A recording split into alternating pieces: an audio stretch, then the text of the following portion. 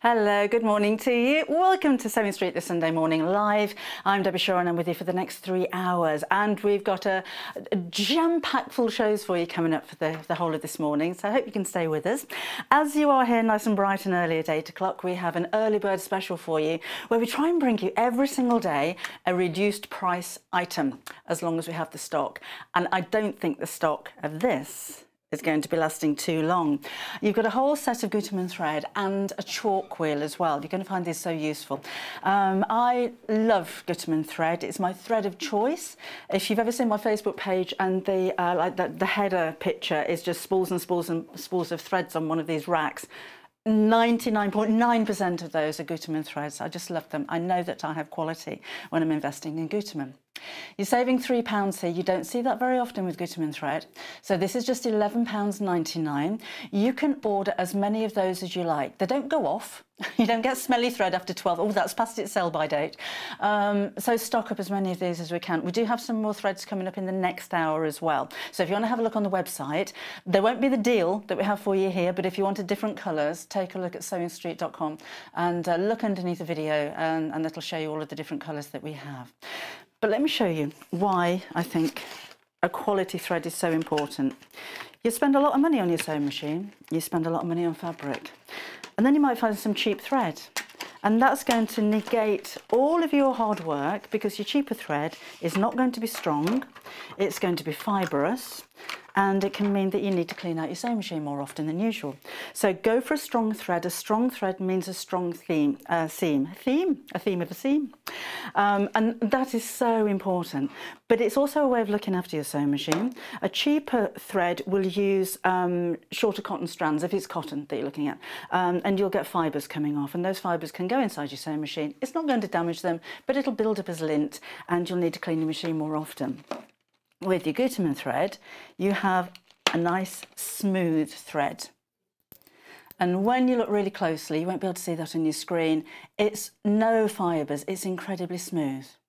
Now, the way to tell if your thread is strong or if it's not, snap it. So if you've got a thread at home and it's non-branded, you don't know whether it's a big name, you don't know whether it's very good or not, like this one, I shan't tell you what brand this is. Just get hold of it and give it a tug and see how easily that breaks.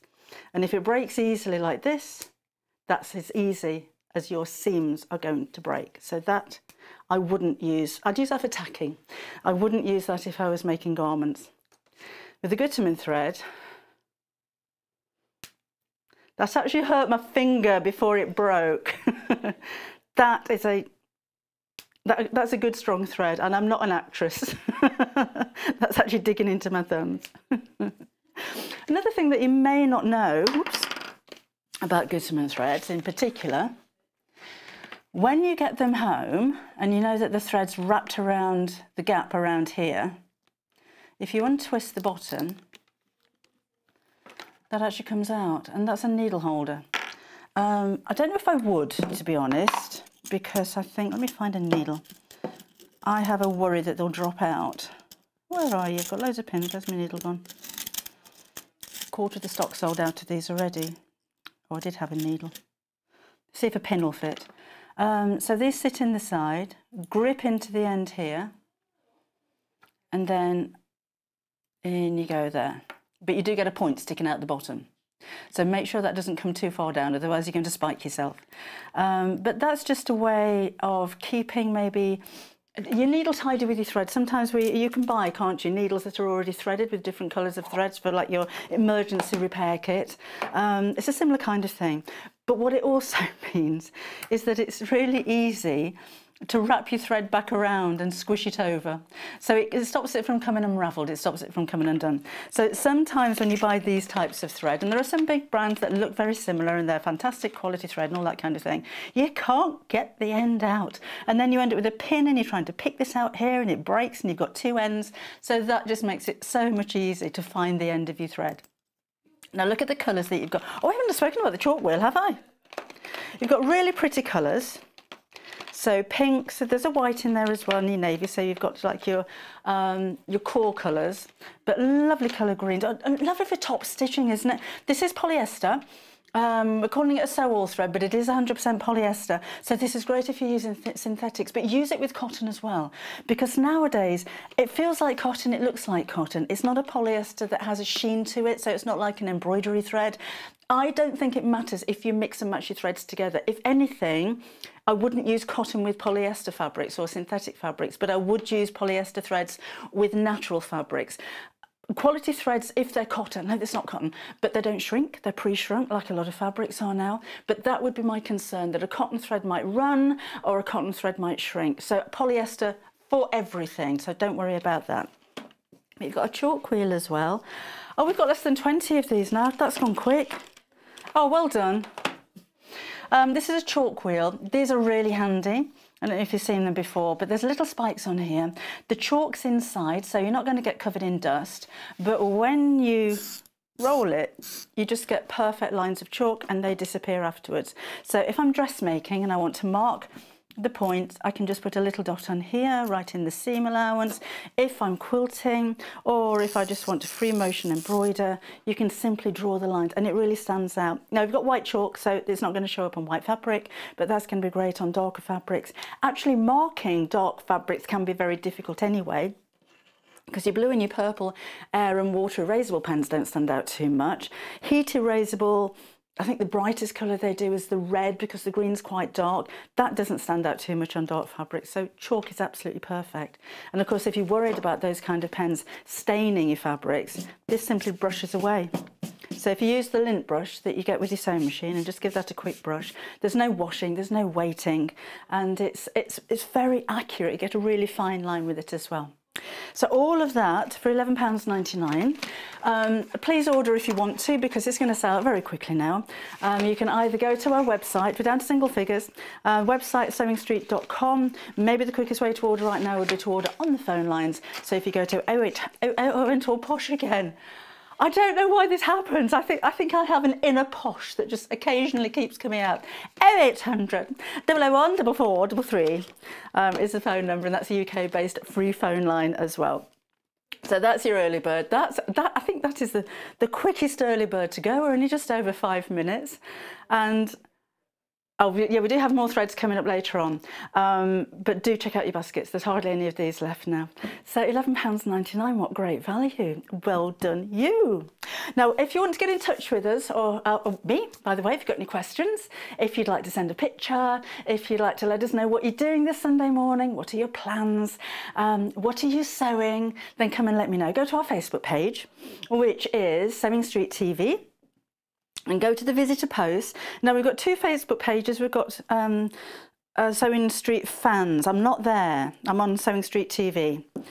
So if you want a question answering or to talk to me this morning, go to that one, go to visitor post and put a post on there. And I'd love to know what you're doing. What are you sewing? What would you like to see? Are you new to sewing? Is it something that you've never done before? Are you teaching somebody in your family how to sew? I'm just really nosy, just like to know what you're up to this morning. Right. We've got lots coming up. I'll be back in a minute to tell you that's gone. Got Bonder Web, first time you've seen this. If you like applique, then this is really important for you, because it's an adhesive sheet. Don't look at me cutting tape with dressmaking shears, please. Coming up later. So it has adhesive on one side, that's the shiny side, and it just feels like greaseproof paper on the other. But what you're going to do is to deliver the adhesion to your fabric and then peel away the paper, so it leaves it quite soft. But what it can do, so I'm just going to disappear to the cellar. I'm plugging my, still here. Oh look, it's sooty with no clothes on. There we go. That took me back to 1986. I worked with Matthew Corbett and Sooty in a previous life when I was a children's presenter, and I can remember saying to him, how many Sooties are there? Because they do so many programmes, they've been going for donkey's years. Some Sooties had legs and some Sooties didn't, and he just went, there's only one Sooty. I'm not 5. So let me show you how it works. So you get the roll, how much have we got? 5 metres long. And it's a Belize one, so it's nice quality as well. So I'm just going to cut a piece a little bit smaller than... I'll use the scissors that aren't in the packet. It does last a long time. I'm being a little wasteful here. But when you put this onto the back of your fabric, that'll be safer later, it helps to stop it fraying. So if you don't want to roll over the edge, maybe you don't want a needle turn applique and you don't understand how to satin stitch, or you're worried about the edges of your applique fraying, then this is the way that you're going to do it. So this is from one of my sewing machine panels, which is coming up in the next hour and is selling already. And this is one of the spare pieces. So I'm going to put my Bondaweb over the wrong side of the fabric. And this again, it's kind of scratchy. You'll know which side is the adhesive side, and this is smooth. And I'm just going to gently iron that from the back. And that is practically stuck. That's ironed from the top as well, just to make sure. So use an iron as hot as you can for the fabric that you have. Just make sure there's no wrinkles in it. Like so. And then we can cut around the shape. I'm going to sew around this as, actually I might not. Depends how much time we've got in the next hour. I'm going to sew around it as well, so I'm not going to cut too much detail. Like for instance with the spool holder here. I'm not going to cut right up to it because I'll never get the sewing machine around there. Not live on TV. So I'm just going to do that around the top. And here. And this can be as intricate as you like. If you have fabric punchers and dies, then you can cut through here as well. There we are. Okay, so that's stuck on the back. Just get the panel I'm going to stick it to. I'm not really showing you my panels that are coming up in the next hour. Right, so there's going to be a pocket across there, so that needs to go on the top here. So the easiest way to now take that off is to give it a bit of a scratch at the back and just break it. And then when you peel it back, you can actually see the glue. It's, you can't see it there, can you? It's shiny. You can feel it. It feels quite rubbery on the back. So let's take all this away. Plonk it where you want. So it's not sticky at the moment. We're going to iron that in place. That's not quite straight, so let's move it that way a little bit. And then take your hot iron again. Now this is going to be stuck right up to the edge. So this is what I was saying, it'll help to prevent fraying. But if you're putting this onto something that's going to be washed, so maybe putting some applique onto a garment, it will eventually start to fray a little bit around the edge. So I would suggest that you now satin stitch all the way around the edge. We'll show you that in the next hour when I make up the rest of this panel. But you know, everything's kind of held in place. So now as you are sewing, particularly if you've got a very detailed applique, it's not going to move, or very large applique. I know you can use your spray adhesives, and I love my 505, but this is more permanent. 505 will eventually lose its tackiness. This will always be stuck down. So that's your Bondaweb. And you're getting loads, 5 metres there, or £23.99. That's a bit like another early bird, isn't it? So all of that, and it stands up on end as well, which is quite nice. It's not going to come all unravelled and fall off your shelf. It keeps it nice and tidy as well. Let's take a look next at... Oh, should we have a look at these? We've got a couple of different styles of cutting mat. I like this one because it's the grown-up version, if you like. The other one's fun, it's got sloths all over it, but this is plain, so we don't have cartoon characters or anything like that, and it's such a pretty colour. But inside here, you have an A4 cutting mat, which is a great size if you're making smaller projects, if you're cutting out small patchwork pieces, and it's in inches and in centimetres as well. And you've got your 45-degree angles and your 60-degree angles if you're cutting maybe half square, quarter square triangles and 60-degree diamonds and the like. But on this side, you've got a grippy bit. So as you're cutting out your pieces, should have done this before, shouldn't I? But let's say, oh look, here's a spare bobbin from one of my panels which is coming up in the next hour. Blatantly plugging your own show, Deborah. It sticks.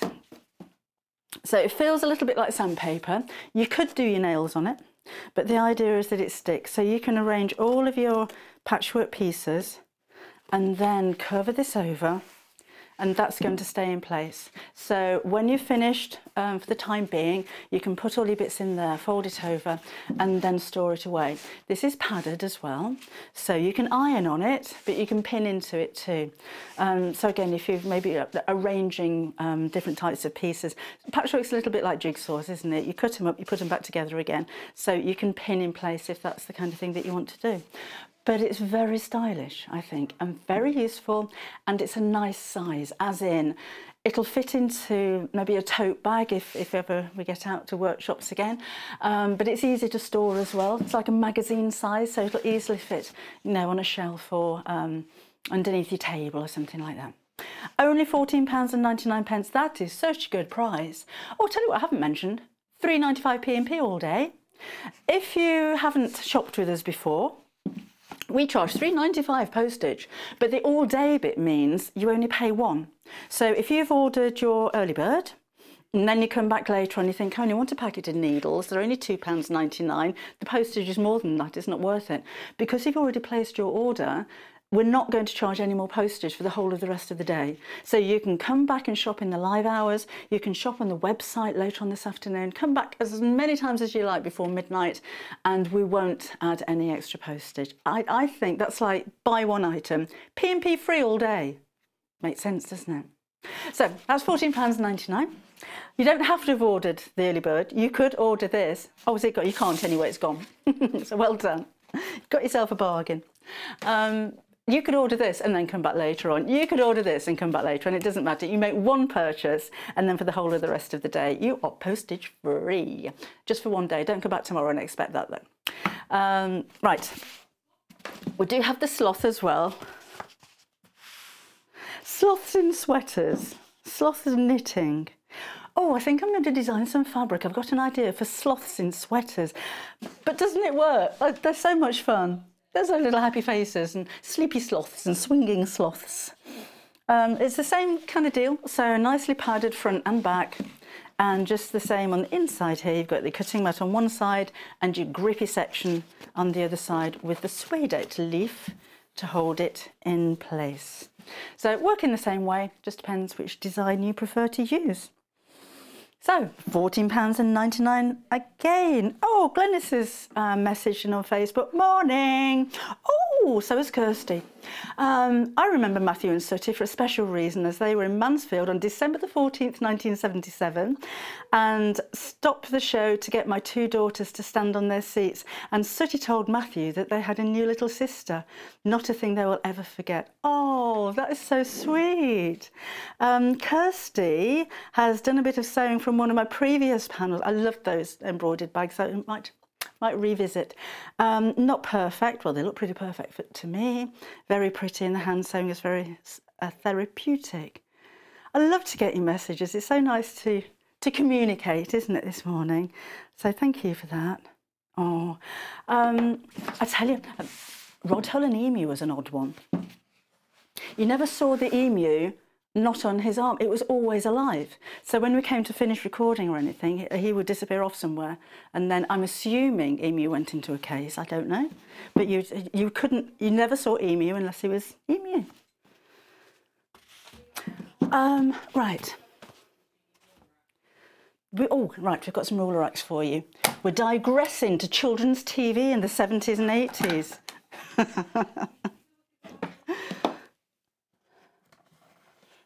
There we go.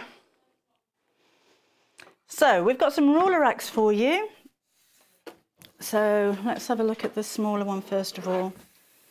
These are really space saving and keeps you organised as well. I keep my rulers in a big wicker basket, and the smaller ones tend to disappear in the bottom, so I never know quite whether they're there or not. The danger of storing racks a lot of the time is chipping the corners, so always be very careful if you're standing them up anywhere, and not to chip them, just be really careful. But these ruler racks, keep them in an upright position. It's like filing them, look. Even the larger rulers are held in place there, and it keeps them safe. You spend a lot of money on rulers, so look after them. One little chip in the corner of these, and that could spoil some of your work. You're not going to get an accurate measurement, you're not going to get an accurate cut, so it's really important to look after them. So how many rulers have you got, and how big are they? This one is £10.99, and it has 4 slots. However, you can store longer rulers in there if you wanted to. It's really sturdy as well. It doesn't look as though it would hold bigger rulers, but it really does. Made from beechwood as well, so rather upmarket, methinks, with this one. But if you wanted more, or if you do have larger rulers, so maybe these are for your square ones and your shapes, you know, if you've got acrylic blocks in hexagon shapes and triangles and that kind of thing, as long as it's got a straight edge. I would imagine a circular one would just roll off. Or this one is longer, obviously, and this has got the 5 slots. You don't get the rulers, it's just the rack. So that's only £1 more. Oh, I know which one I'd go for. It's twice the size. Oh, let me show you. So that's what you're actually getting.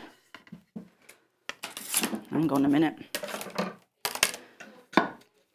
So £10.99 for that one. £1 more for that one. Oh, come on. Don't buy that.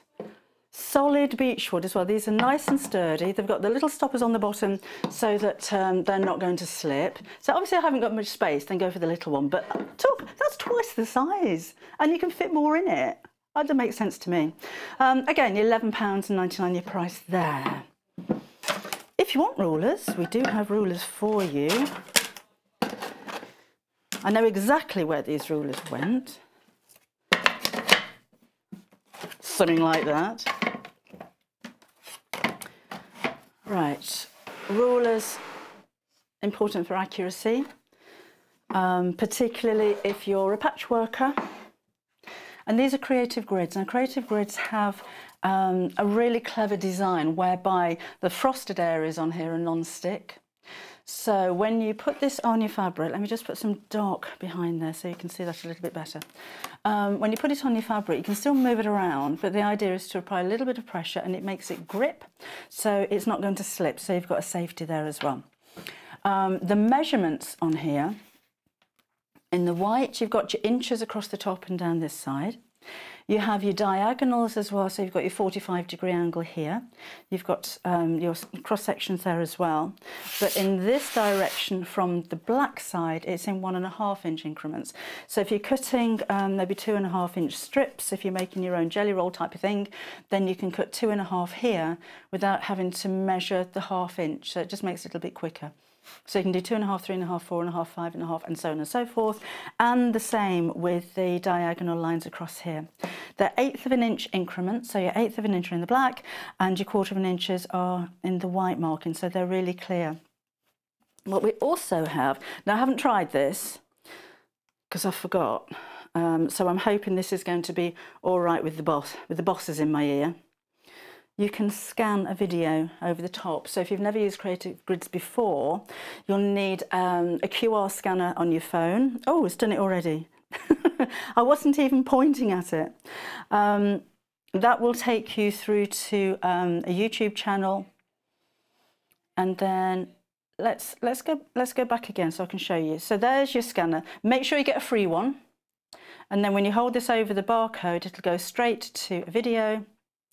And then you've got your, if I make that big, you can make it big on yours at home, but you've got instructions on how to use it. And a lot of the videos have ideas as to projects that you can make with them as well.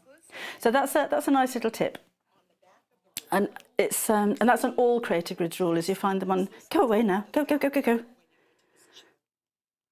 I thought I'd muted her and everything.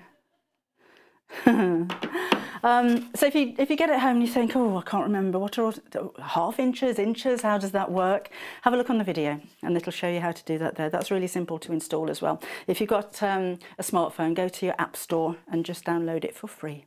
So that's 12 by 12. It's actually 12.5 by 12.5. Depends on the size of the blocks you're making as to which ruler to go for. So this is the 8.5. Again, you've got your video there, you've got your grippy bits. Works in just the same way. So you've got your 1.5 increments on one side and your inches on the other side. And you've got your diagonal, so your 45 degrees angles there as well. But really clear markings on here, which is really important. And remember those grippy bits to help to stop that moving. So if you're doing blocks up to 8 inches, then that's the one to go for. If you wanted smaller, I don't have an 8-inch one at home. I've got the 12-inch square and I've got a 6-inch square. And I think that covers everything. So if I'm doing smaller blocks, or if I did a block of the month with all half square triangles, and this size was really useful because these were exactly the size of the triangles or the squares when I was putting them together. So to square them off, it was absolutely perfect. They were 3.5 inches square. But then the larger block if I'm squaring off the whole block. So it's not necessary to have every single ruler. I think very small, very large would cover it for me. Unless you're doing a lot of 8-inch and then, or you're never going to be bigger than that. So it's entirely up to you. If you've got little holes, so you can hang them up as well. But if you've got your ruler storage affair, that's because I forgot the name of it, then you don't need to hang them up, do you? Ruler rack, that's the one.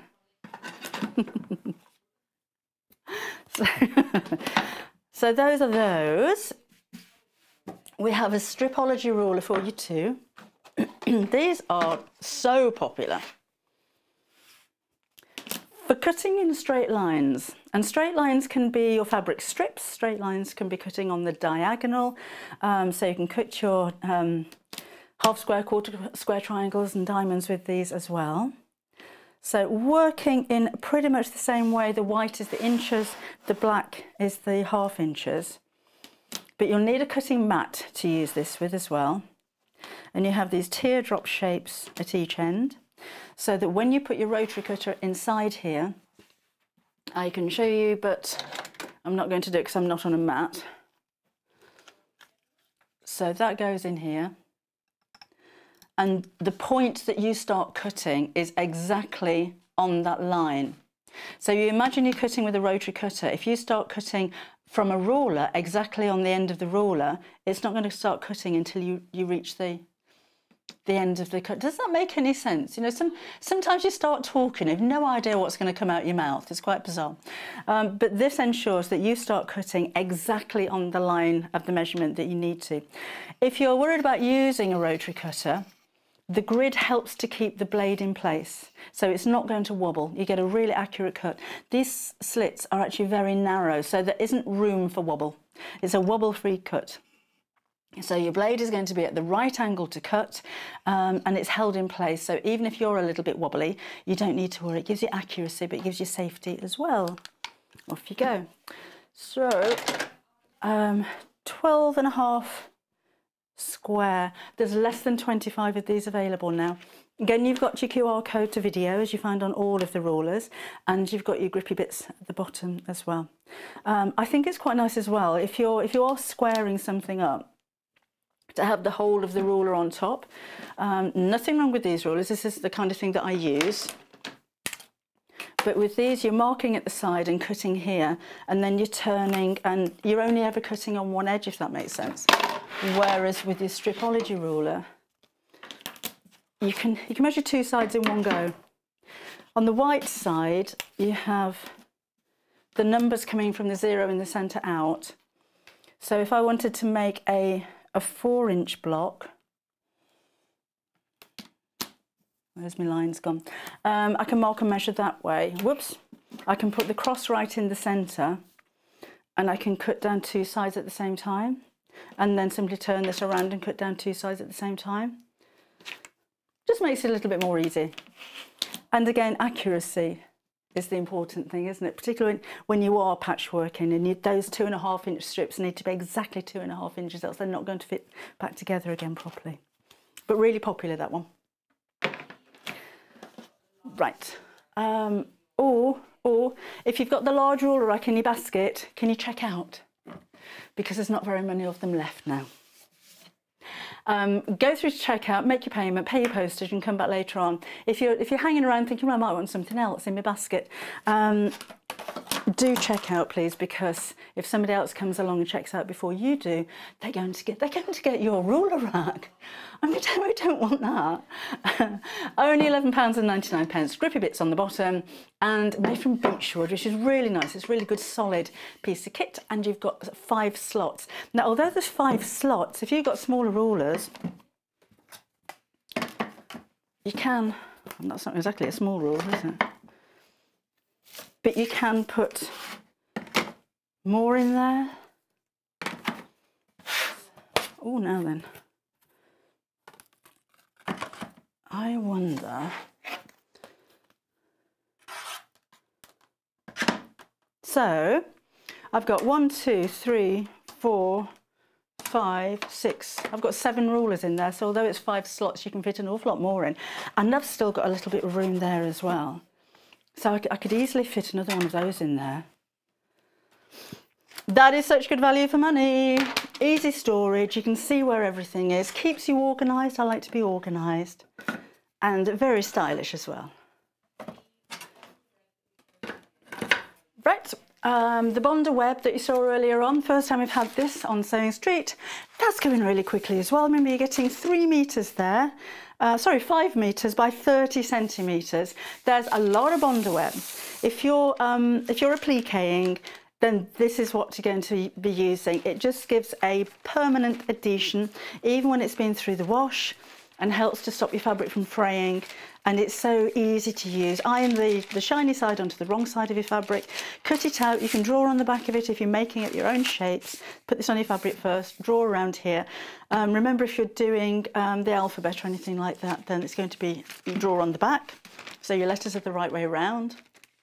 And then you simply cut it out, scratch the back, peel it away, and iron it onto your project. It's really, really simple. But it gives a really good adhesion. I'd still sew.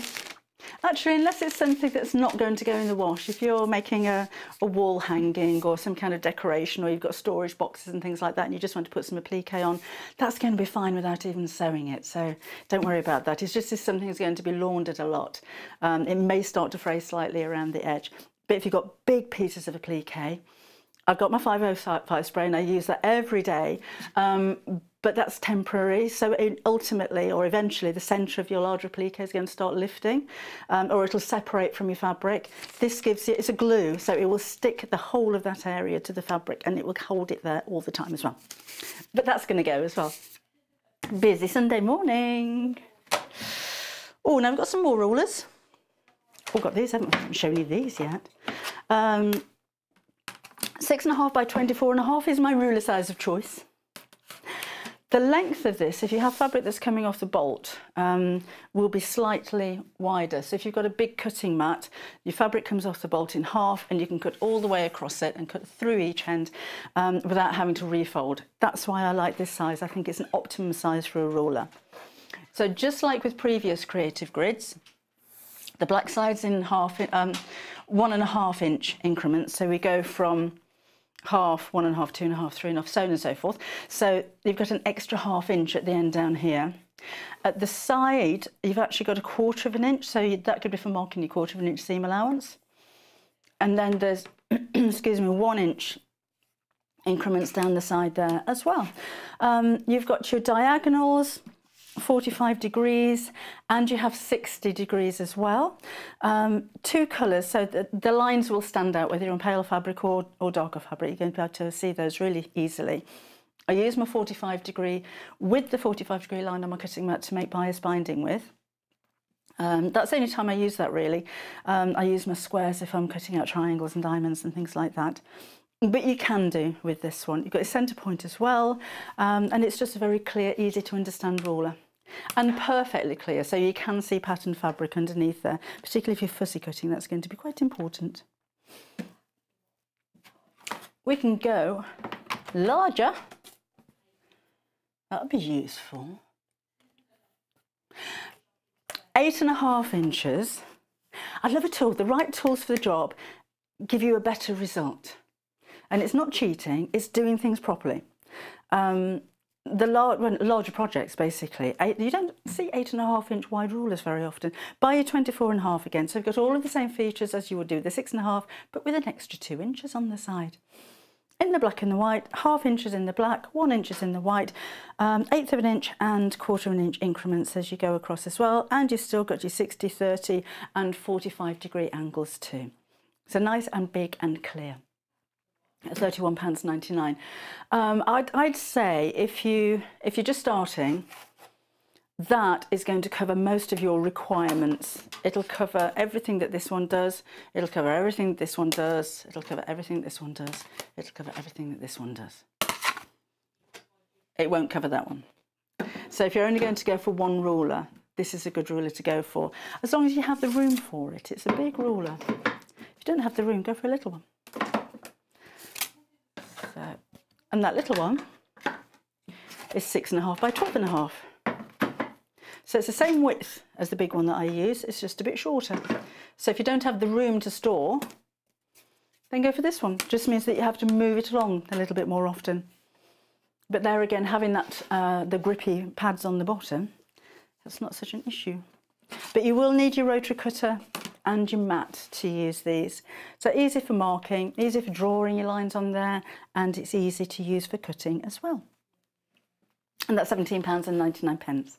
Anything you'd like to order, or if you want to have a look at what else is coming up, if you can't stay with us for the whole of the morning this morning, take a look at our website, which is sewingstreet.com, and you'll see all of the products that we have for you, not just in the live shows, but all of the products that we have for you. So you're going to have a perusal, you can do a little bit of shopping. We've got some lovely quality fabrics, we've got some new things coming up in the next hour as well, which is really exciting. But this is all about the tools. You must have the things that you need. Let's organise our scissors. We've got our ruler racks. Now we've got a scissor rack for you. So same kind of idea, you've got your beech wood and you just pop your scissors into the top. I wouldn't go too large with them, I'll be honest. I wouldn't put dressmaking shears in there. But to keep your snips handy would be perfect. But also tools like tweezers, your quick unpicks. I have quite a few quick unpicks in different sizes, so you could arrange them all in here. They've got the little slots in there. They're not circular, so it's not for pens. So it's designed for scissors, but you can keep lots of other things in there as well. I like to be very careful with my scissors because they're one of the most important tools that you need. Your sewing machine, your scissors, your iron, and then of course all of your fun bits, your fabrics and threads and things like that. But if you've got a blunt pair of scissors, you're not going to have accurate cutting. And they can damage so easily. So it's nice to keep your scissors organised, because if one of these gets knocked on the floor, you can bend them. I've had that happen before now, particularly when they drop on the point. So just be careful with your scissors, look after them. Another one of those things that you probably spend a lot of money on, particularly if you've got a few of them, which you'll need. So just make sure you look after them. So there's your stand. You can fit 2, 4, 6, 8, 10, 12 pairs. 12 pairs of little scissors, maybe not so much the bigger ones, but they'll go in there quite easily. And you know where they are. You know where they are. You know the points are facing away from you. So if you've got little ones in the house, I'd store them in there and put them somewhere high, and you know that they're not going to be rummaging around. Or have you ever done that? You put your hand in a drawer and you think, oh, that was sharp. So nice to keep them out of the way and organised. And it's a good price again at £10.99. Right, let's take a look at our functional form Fiskars scissors. 24 centimetres, which is 9 inches. We've sold out of these so many times. They were at an introductory price when we first launched them, but at £14.99 for dressmaking shears, you've got a great price there. So your 24 inches will go from the end of the blade to the end of the shortest handle at the top there. So that is a good size for dressmaking or for larger projects if you're making curtains and the like. Because you've got the angled handle, when you are cutting, the majority of the blade is going to sit flat. So again, you've got accurate cutting. They're right-handed scissors and they're very comfortable. They sit very well in the hand. The difference between scissors and shears is the fact that shears have this angled handle. Scissors tend to have symmetrical shapes and you don't put all of your fingers through there. but they're really comfortable and they're easy to use as well. They glide. And I say it a lot, so sorry if I'm boring, but I like a pair of scissors that's sharp to the point because I like to snip. And if I'm snipping very small areas, I want a pair of scissors that will snip very small areas, no matter what the size of them. If I want to cut one thread off, I want some scissors that will do that. If you've got an older pair of scissors, or a well-used pair or a cheap pair, you probably find that there's a biting point around about here, and that's the only sharp bit, so you tend to cut like this. No matter what size the scissors they are, you get a more accurate cut like that. What's the point? What's the point in having a nice big pair of scissors if you can't do that? All the way through, right up to a tiny bit at the end. So invest in scissors. I think this is a very small investment at £14.99. I've paid an awful lot more for scissors. And they're Fiskars, so they're a brand that's been around since the 1800s, 1900s, and that's what they do. They're experts in the world of scissors. They do so many different types and styles, and not so many white ones, to be honest. They tend to be orange. But they know what they do. Quality scissors, really, really important. £14.99, that is such a good price. They come with a guard as well, so you use that. Helps to protect the scissors. I know it'll protect you, but it protects your scissors. So we have scissor sharpener for you too. Now this is a Fiskars product again, so if you've got Fiskars scissors, you know that this is going to work. These won't work with serrated scissors. So if you've got these shears, if you've got your little, if you've got your classics, if you've got your classic snips, of course not with pinking shears, but just make sure that they're not serrated, because you can smooth away the serration. There's no point in having them. So here, the important thing is the blades that are on the inside. So all of this section is hollow, but that's what you're going to hold it with. So you pop it upright like so. Your scissors go through the hole, and then just hold it down and close the scissors. And just do that 3 or 4 times. So into the hole, close it. You don't have to squeeze too hard. Just roll these across there's like a metal bit inside there. It's almost like a little grinder. And just gently close the scissors. So don't do a backward and forward motion. Just go in one direction, open it up, close it down, pull it through. And that again will work on your smaller scissors as well. Oh, there we go, like those. And same thing, so just push them in, pull them through. It helps your scissors to last longer. So if you have your favourite pair of scissors, I have a few favourite pairs of scissors, and I have a husband who doesn't appreciate my fabric scissors, and quite often I see that he's been cutting out address labels with my scissors. And paper, as you know, can blunt your scissors. Takes a while, but it can blunt your scissors. So it's nice to keep them sharp. But it's only the smooth ones. That's only £16.99. Imagine what you've paid for all of the scissors that you have. And if you have to throw them away because they go blunt, or take them to a hardware store, which you probably won't be able to at the moment, to have them professionally sharpened, you may as well just do it yourself at home. And it's important that it's Fiskars, because Fiskars make products that go with their own products, if that makes sense. So that's what they're recommending to use with their scissors, or any of the scissors for that matter. But it's nice that it's branded by experts. And again, it's only £16.99. Have you got one already? Let me know. How are you getting on with it? Right, pop you back in there.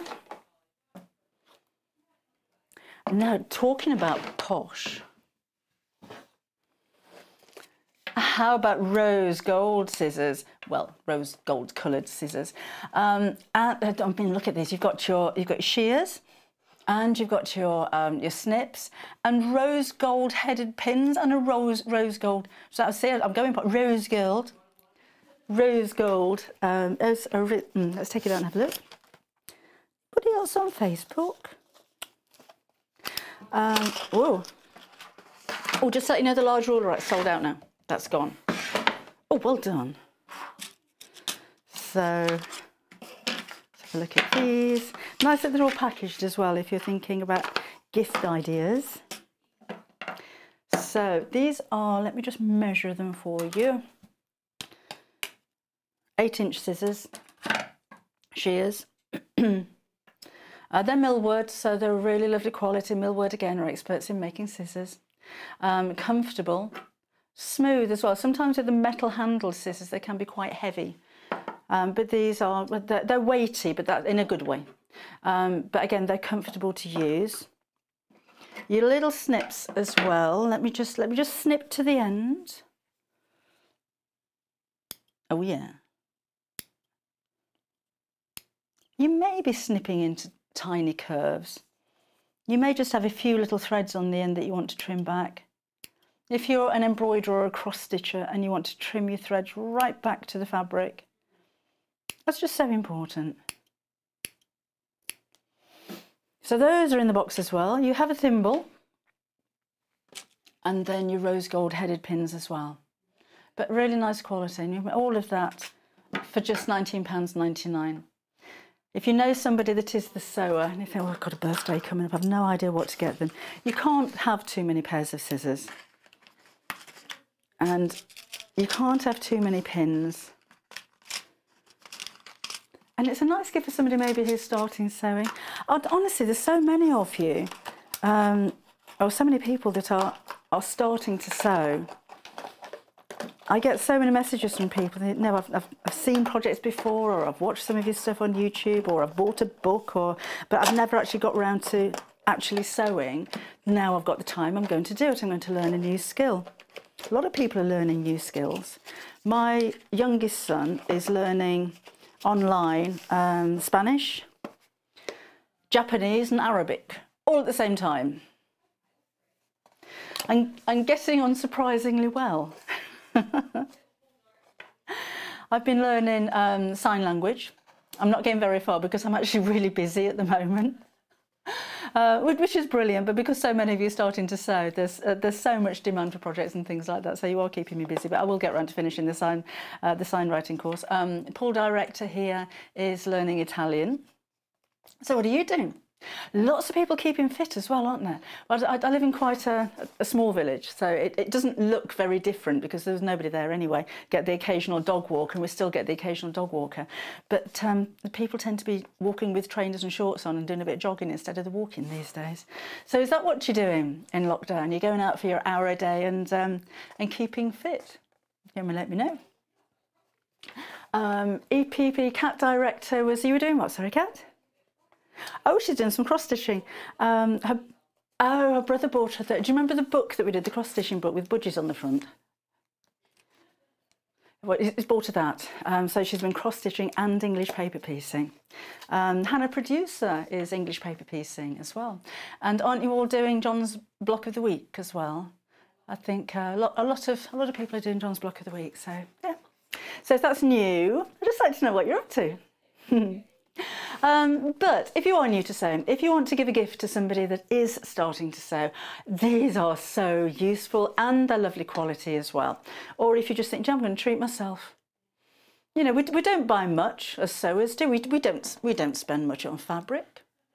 We don't spend much on threads, all right? So we may as well treat ourselves to some lovely scissors, but look after them, they're going to last you a lifetime. Look after them as in, don't drop them on the floor and be careful you don't cut over pins. Okay, we have left-handed scissors for you as well. We do get lots of comments. We bring you all these fantastic scissors and you know who you are. There's nothing for the left-handed people. So you've got these. And it makes a difference, doesn't it? I bought left-handed scissors by mistake once and they hurt. So I understand your woes of not being able to find left-handed scissors readily, but we do have them for you here. They're £14.99, they're 21 centimetres, which is 8 inches. So again, they're a good size, so they're comfortable and they're sharp to the point. I'm not going to cut little snips again, but sharp to the point. You've got the quality of Fiskars, of course. They've got a long history in steel making and scissor making. With their trademark, I mean, these have got the red handles, well, they're dark orange really, but the trademark orange, which was a mistake. They were never meant to be orange, they were meant to be red or green. Red, green or black were the choices. We have pinking shears. So pinking shears, again, if you're starting to sew, you'll need small scissors, you'll need larger shears, and pinking shears are really useful for finishing seams. So as you're cutting with these, you get the zigzag effect, which gives you tiny little 45-degree cuts, and that will help to stop your fabric from fraying. It'll go fluffy, but imagine that's the seam on a dress, and this is going through a really vigorous wash time and time and time and time and time and time again. It won't do more than go a little bit fluffy. It gives a pretty effect, so a decorative effect if you're cutting shapes from felt and non-woven fabrics that won't fray, but I think the majority of the time you're going to use it for finishing seams. There's lots of ways of finishing seams if you're dressmaking. They can be quite time consuming. You can over edge stitch, you can overlock them if you have an overlocker, you can fold them over, you can bind them and do a Hong Kong seam. But if you're in a hurry, or if you're making something for yourself, if I'm making for somebody else, then I would overlock. But if I'm making for myself, I'm quite happy with the seams to be finished like that. Or if you've got a garment with lining where you're not going to see the seams, important to finish them anyway, because the seam is going to be stronger and last longer if it doesn't fray. Particularly if you've got a 1/4 inch or 1/2 inch seam allowances, which are quite narrow. But if you're not going to see them, then I would pink them because it's quicker. It's an awful lot quicker than any kind of sewing of seams to do. So again, just £14.99. I'll tell you what else they're good for. Cutting into curves. So if you're doing maybe a bag flap and you've made your seam, you say, I just want to snip into the curves. That is your snipping into curves. Your alternative for snipping into curves is, and if it's a curve like this, you're going to be making triangles. But you know what? Your pinking shears are making triangles automatically. And if you are cutting a concave curve, then when this is turned the right side out, all of those, you've already got your triangles cut out there, so it's going to sit nice and flat. So it's an easy way of finishing seams, of decoratively cutting felt, and for snipping into curves. So, not just a zigzag scissor then. So much more to a pinking shear. They're undervalued, aren't you, pinking? Put that back. Right, now the early bird gossamer thread is sold out. I did let you know that we had more for you. And these are they. So they're different colours to the early bird. So if you go for 2, you've got different coloured threads coming through. We've still got the white. We've got some really bold colours in this one as well, rainbow colours, and you have a tape measure included. A plastic tape measure. Important to have a plastic tape measure. The cloth ones, the vintage ones, are lovely to look at, but cloth will give. Plastic won't. However, dogs like to chew them if you leave them hanging off the back of the chair. I've found. Let's take a look at it. So we've seen the thread, same quality of thread. I just want to take a look at the tape measure. So inches on one side and centimetres on the other. That's very clever. With the centimetres, there's different colours at 10 centimetre increments. So it makes it easier to see the measurements on it, basically. I think that's very good. And isn't that the Italian flag? And then on the back there, you've got the inches. I may be wrong. Or is it South African? Oh, what? You've got to let me know now. I need a message. Red, white and green. It's probably a few countries, isn't it? Is it Welsh? Okay, so that's in the pack, along with your 10 reels of thread. Really nice and strong. This is the polyester thread again. So, suitable for any kind of project. I'm not fussed. If I'm asked in a professional capacity what kind of thread would I use with what fabric, I'd say, of course, you use cotton with cotton and polyester with synthetic and silk with silk. I don't think the way that threads are made these days it's so important. A polyester thread is strong. So for dressmaking, I think this is ideal for you because you get a really nice strong seam whether you're sewn on cotton, not on silk. I'd use a finer thread for silk. But if you're just general purpose sewing, if you're bag making, if you're dressmaking, then you've got a nice strong thread with this one. I'd use cotton if I was quilting. So £17.99 for all of those. Remember, you've got the bit that comes out the bottom, which you can store needles in if you want to, and you've got a really good, oh gosh, strong thread The stronger the thread, the stronger your seam. And I love these colours. They really are rainbows. So if you're top stitching, maybe you're making a rainbow quilt and you want to do a little bit of echo quilting or something in all of the different colours. Oh, they're just fun. They're bright, they're bold, they're pretty. And they're Gutermann. Gutermann have been making threads since 1864. I remember it well. It was a good year. So they have a long history. And they're one of the big brands. There's probably three big brands that I can think of that I would recommend to use, but Gutermann is the thread that I choose to use for anything. I've got tons of the stuff. You can never have too many colours, could you? Right. Didn't hear a thing. What are we doing next? Oh, we've got more here. These are basic colours, and this time you're going to get fabric clips included in the kit as well. To me, these are like school uniform colours. So you've got your greys, your reds, there's a deep navy, and you've got your neutrals as well. Nice colours. Well, these are the kind of colours, if you're starting, they're basics. They're what you're going to need. You'll use these more than anything. Particularly if you're quilting, the neutral colours here, they tend to blend into fabrics and disappear more so than white. White can be a little bit stark, but if you're sewing white, then you're going to need the white. There's the black. And you've got your fabric clips here as well as a bit of a bonus. They're £14.99. 1, 2, 3, 4, 5, 6, 7, 8 of those. So 8 of those. For Gutermann thread, I pay about £3 each for one of these. So that, to me, I'd be very happy to pay £24.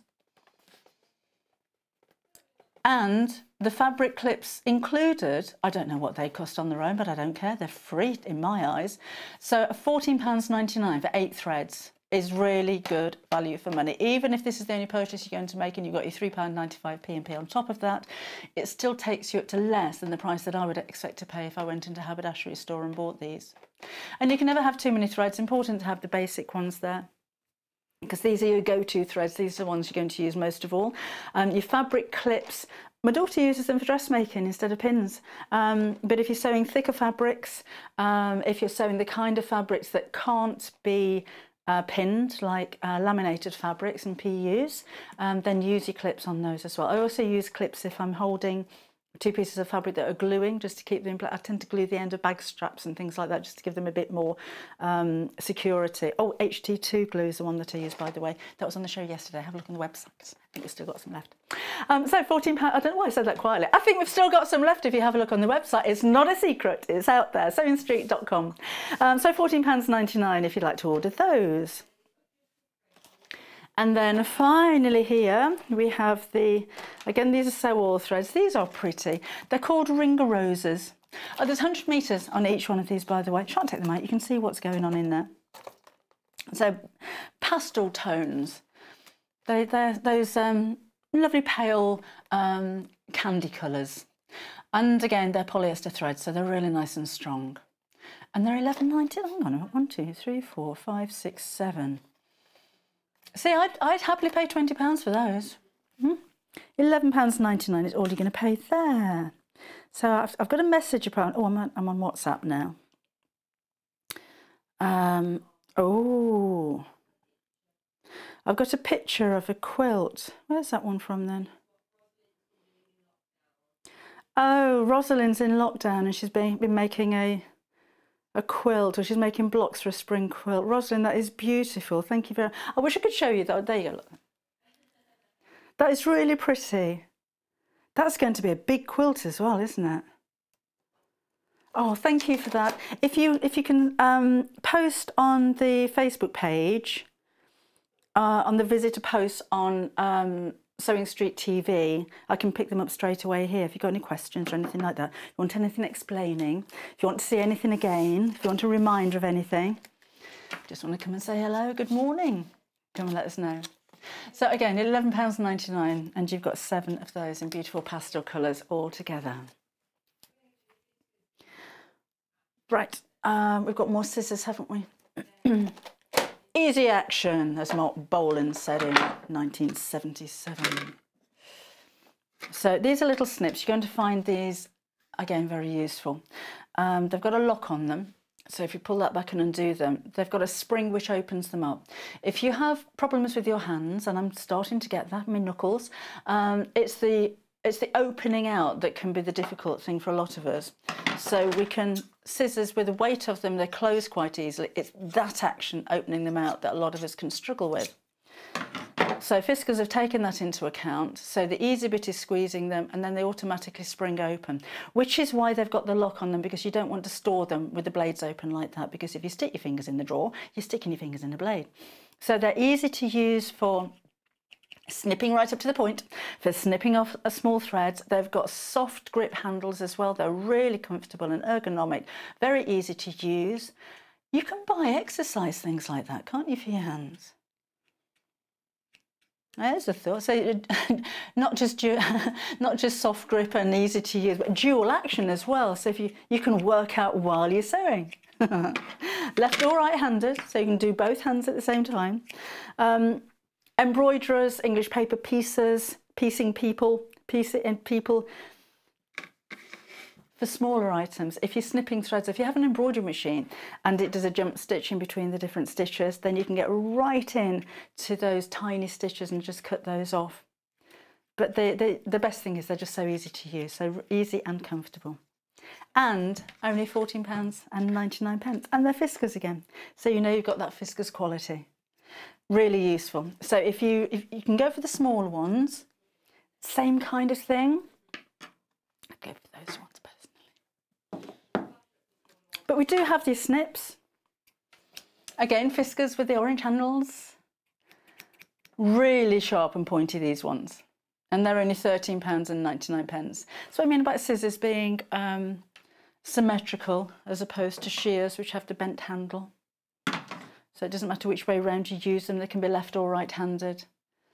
But just cutting into small areas, small threads, cutting off small threads, cutting into the embroidery threads, if that's what you're doing, you'll find those really useful.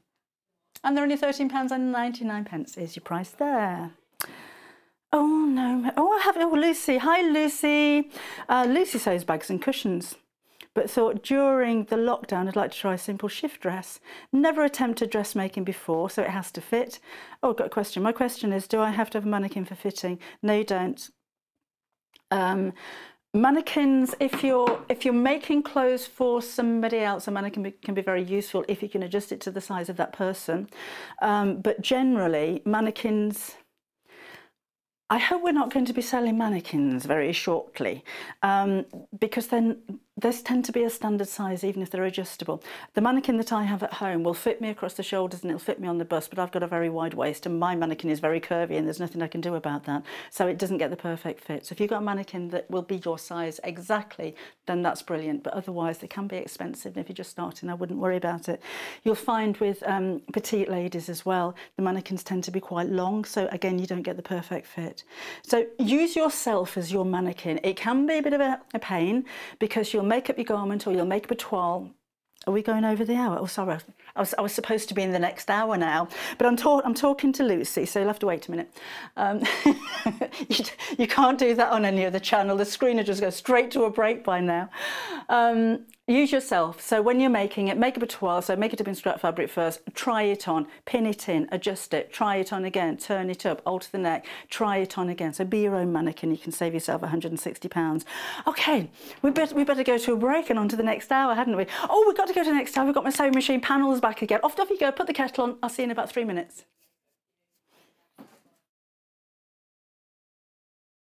Hello and welcome. We love hearing from you and we really hope that you can follow us on our social media platforms. We've got Instagram, which is @SewingStreet.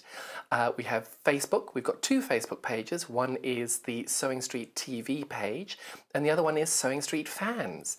All 3 of these are monitored all the time by our wonderful team, and if you want to message us on air, drop us a line on either of those 3 and we'll definitely be able to answer your questions that you may have. If you post on the actual wall, we can perhaps answer there. Otherwise, message us as well. That works really, really well.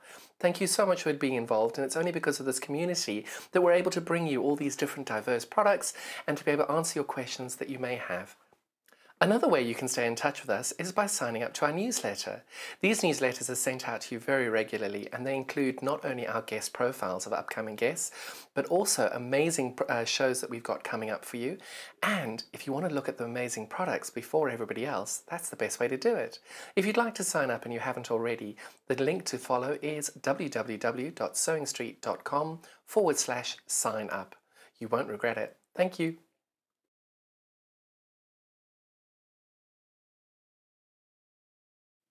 Hello there, I'm Debbie Shaw, and I would love you to join me on the first Monday of every single month for Sewing Street Surgery. Now, this is a dedicated hour where I answer your questions, and that could be questions about techniques, it could be questions about tools, it could be questions about new products, or maybe something that you've seen that you just don't understand. There's a lot of questions about tensions on sewing machines, and there's a lot of questions about working with different weights of fabrics. So if you have a question that you'd like to ask me, the easiest way to bring a question over to us is to go to our Facebook page and post your question on there. I will collate all of those questions throughout the week. If we need any new products for you, or if we need any new demonstrations, those will all be worked on leading up to that first Monday of the month. So do join me, Debbie Shaw, on Sewing Street Surgery on the first Monday.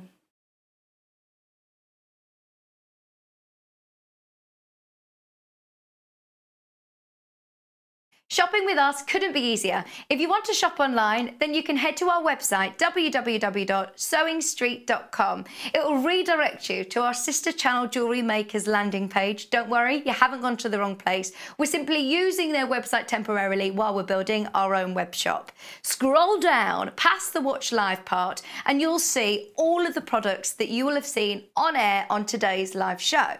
You can also shop our catalogue by clicking a category, clicking a product to view closer, and adding it to your basket. Once you're ready to check out, you will need to create an account, which is absolutely free to do so, but it will mean that you can check out on as many orders as you want throughout the day with still only paying one postage and packaging. If you'd prefer to speak to somebody in our UK-based customer service team, then you can do so via the free telephone line number 0800 001 4433. They will not only help you create an account, but will also help you with any of your online shopping.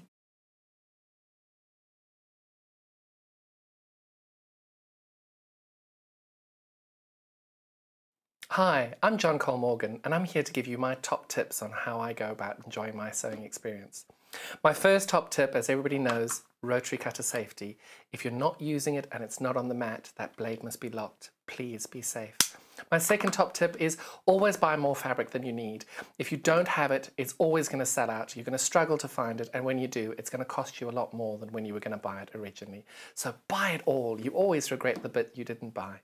My next tip is, positive or negative, always listen to the advice and opinions of other people. Even if you ignore them, everybody has a different perspective, everybody has a different take on things, and it might help you along the way. The next top tip I have is always buy the most expensive and the most useful and the most practical for your brain product that works for you. Some people prefer different things. Buy what works for you. And my last tip is, this is fun, this is enjoyable, and make sure you are enjoying it. Because there's nothing worse than carrying on with something and hating it and not enjoying it. You need to make sure that you're having fun. Those are my top tips and how it is that I enjoy my sewing experience. I hope they help you, because they have helped me.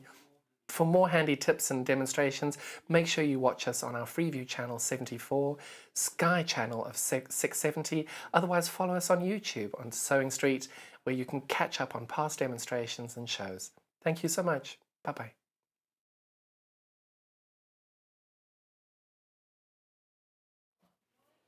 Morning, welcome back again. You're watching Sewing Street and I'm Debbie Shaw, and this is my sewing machine dust cover panel and bag. Now these two are from the first panels that I made, so the colours that we have for you today are different.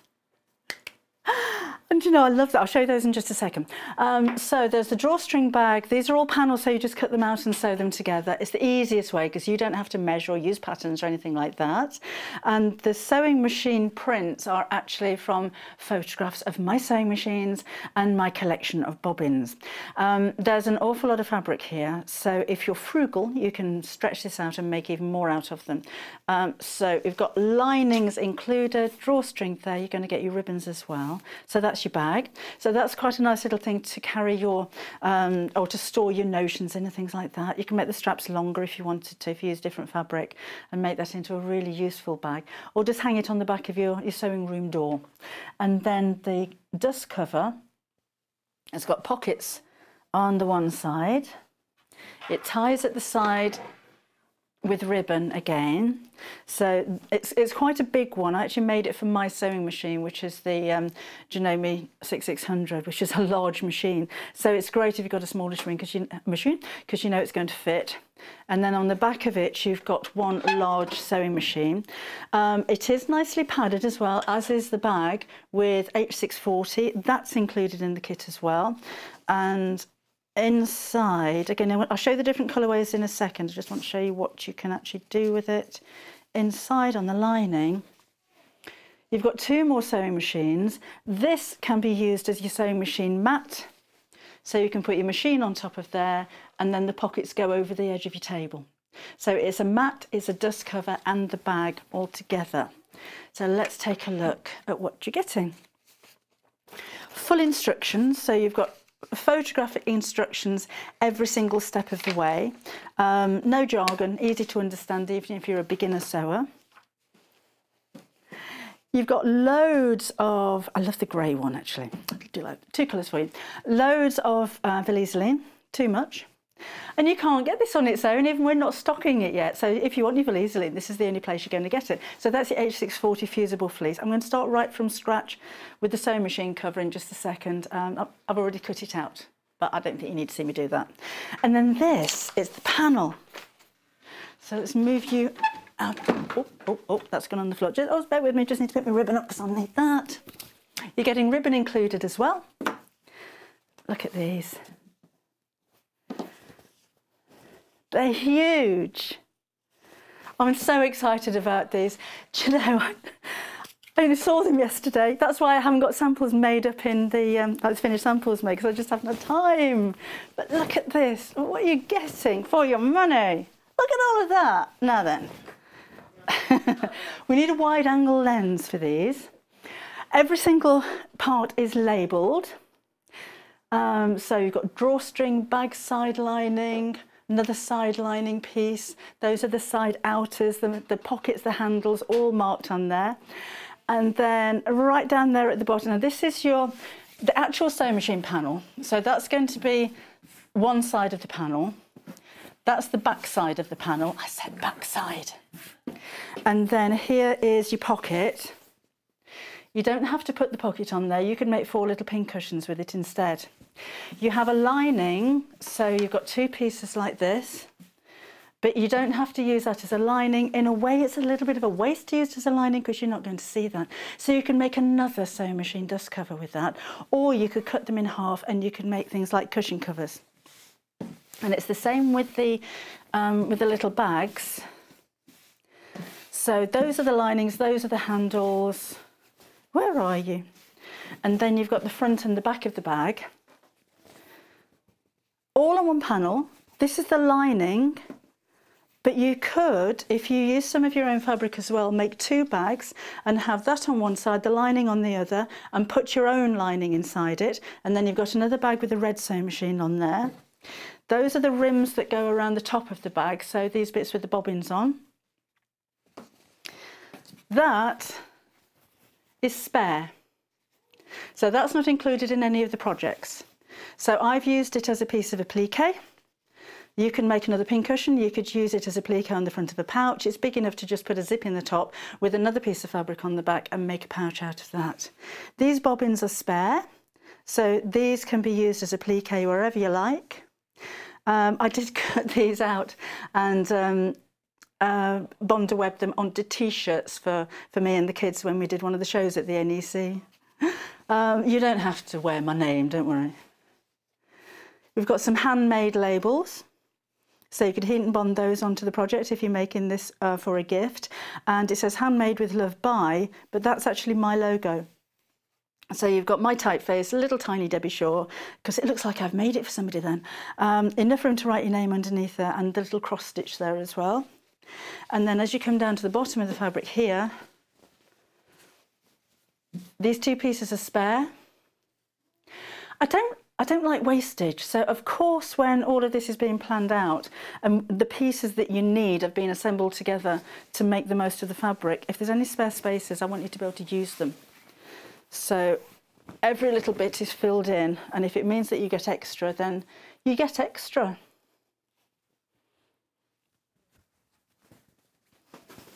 So pleased with those.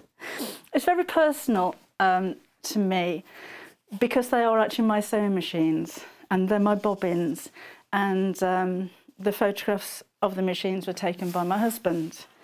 And there's a very talented young man called Tom, who then digitises everything. So these look like drawings, but they're actually digitised photographs. And he puts them onto the background and does all the fancy bits with them. Even things like this, I love the detail on this. It's really graphic, but this is all like skeleton outlines of the sewing machines all laid over each other. So that's the back of the cover, which is that bit. But again, if you wanted to use plain and use that for another project, then you can do. But I love all of that. But all labelled, so I've taken you through all of the bits and bobs, but everything is written on here as well. And remember, you do get your full instructions with photos, just in the same way as any books I've written or articles for magazines. So if you've read any of my books before, you know how clear and simple I try to keep everything and make it understandable. Now you get a whole reel of thread. you need 32 inches. You're getting 5 metres. So I'm mixing my imperials up with my metrics, and I was just trying to think what that is in metric, but you need nowhere near. You've got loads left over there, and even with your H640, you've got plenty enough for both of those projects, and maybe a bit left over if you wanted to make a smaller pouch as well. So we'll make one of these up in a second. Do you like them? Oh, I was so excited. Oh, Tina's message, says she. Where are you? Oh, you won. Oh, you use it all the time. Oh, thank you. Tina won one. I gave one of these away a few months ago. Oh, I'm so pleased you messaged in. I'm glad you like it too. Lorraine says, I wondered if you could do a dressmaking show. Didn't you have your own pattern brand? Loving the shows, and thank you for all of your continued efforts. I did in a previous life. I don't anymore, I'm afraid. But yes, we are looking at dressmaking shows. We've got some very talented new designers that are working as we speak on some projects from books that we're going to bring you shortly as well. The thing is with the dressmaking, it's so time consuming. And it's quite nice to have a guest, so we can have a chat about things, answer questions and things like that. And it's all very odd times at the moment, but we're doing our best. Yeah, we should do more dressmaking, shouldn't we? Right, that was the grey. This is the green, so you still get the same ribbon. You get your H640, you've got your instructions there as well. But this is the green, but it's a nice colour green. It's a vintage colour. Look at that. Oh, so it's quite minty. It's very different to the first sewing machine covers. I think the colours of the sewing machines and the bobbins really stand out on this one. Now, green's the most popular at the moment, and they're slightly different. You've got different sewing machines on these ones, look. So with the first one, let me just see if I can. Gosh, we need a bigger studio. With the grey, you've got the main image that goes on the front of your cover as the red one, and here you've got the green one. And again, these are my actual sewing machines. These are kids' sewing machines, both of them. They're only about that big. Should have brought them in, shouldn't I? And then for the bag, on the green, you've got the Fiskren Rossmann, and you've got the child sewing machine, whereas on the grey, you have the blue and the red children's sewing machines. So it's not just the same print in a different colour, you've actually got different prints in the different colours as well. So again, you've got the pockets across the front, whoops, and your ribbon and your instructions and your H640. Panels aren't available on their own, it's only the bundle, so you've got everything that you need apart from your sewing machine, your scissors and your thread. But you don't need to go out and buy anything else. Ribbon included, H640 included. And there's so much, I mean, you can do things like this, like you don't have to make, or if you went for a couple, you could use the larger panels to make a cushion cover. Again, this is from the previous one. You've got the same shape and size, but just different designs. But this is one whole panel. So that's folded in half, and I put an invisible zip in the bottom. Can't see that, can you? It's invisible. So that's got a standard size of cushion cover. So that's another idea for you. So don't look at it as just, I can only make this and I can only make that. You've got a whole load of fabric that you can make a wall hanging with. You could, oh, that'd be nice. You could use the whole of that panel to make a wall hanger, and then the pockets that go across the front here can go across there, so you can store things in it. And even with the bobbins, you could cut that in one big long strip and sew smaller panels into it, so you can hang things in there like scissors and rotary cutters and the like. So think of it as loads of fabric. Should we do a bit of sewing? Oh, Even Stevens, you're liking both of them. I'm so pleased. It's always a worry. It's always a worry for a designer or an author when you've got your own ideas and you come up with something, you work really hard on it, and then you kind of come to places like this and you think, what if nobody likes it? All that work. So I'm really pleased. I'm really pleased you're loving it. Oh, okay. So I've cut out, we're going to do this one. I've already cut out the panels. Lorraine I've spoken to.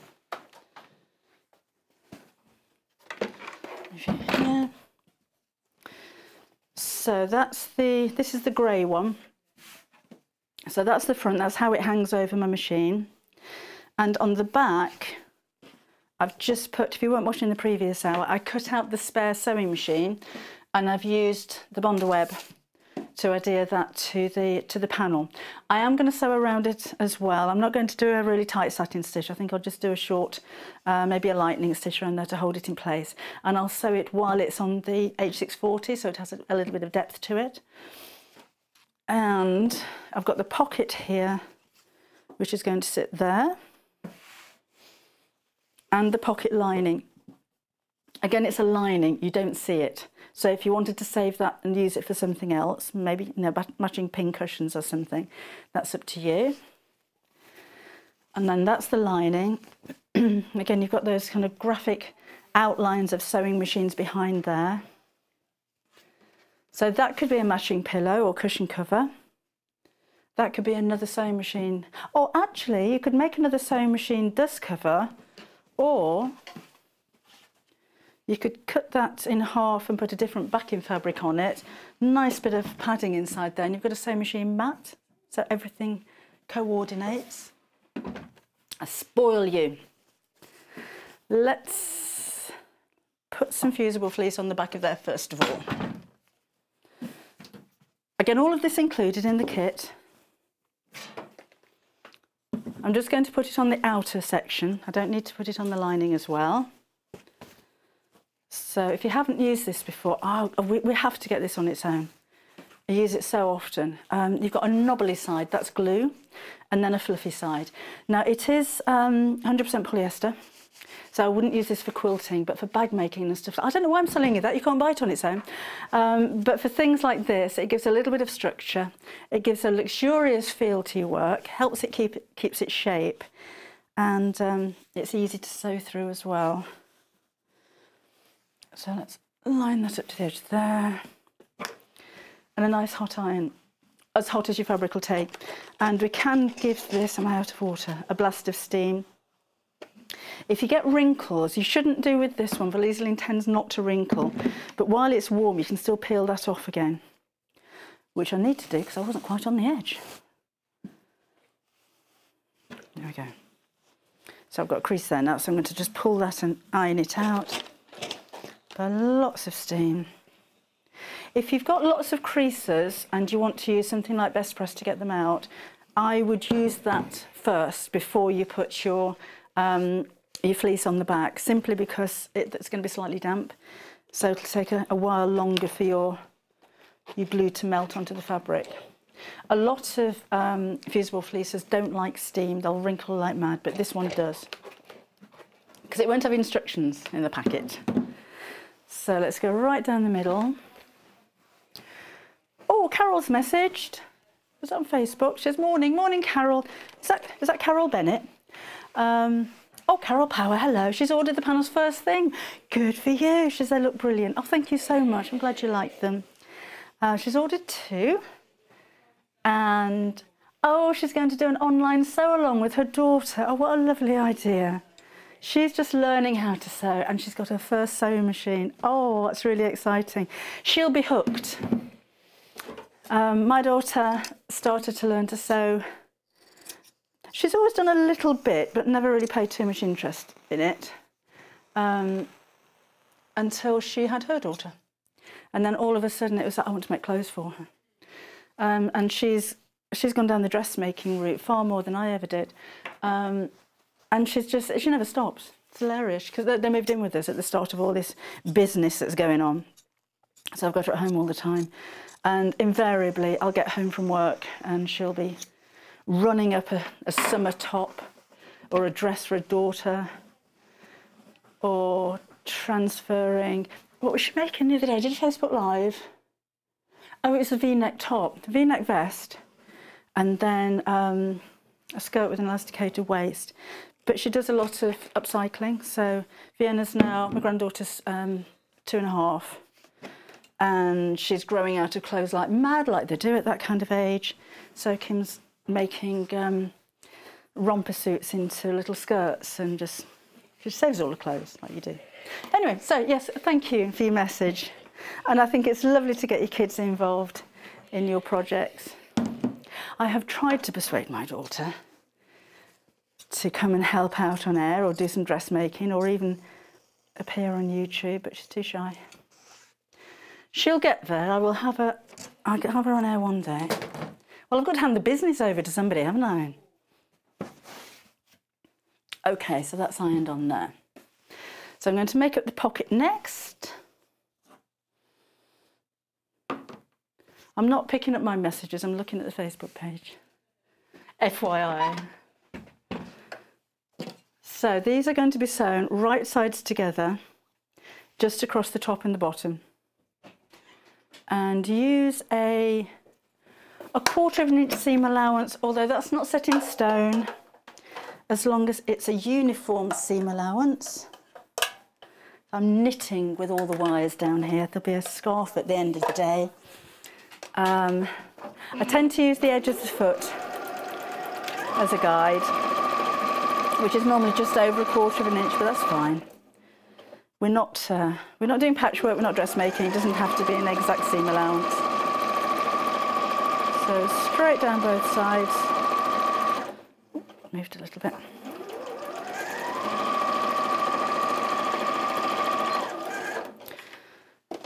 And snip there. This is the little, it is little, but it's got a lot of character. The 550 Elna, which is on the website. It's got 50 stitches. It's a fast little machine.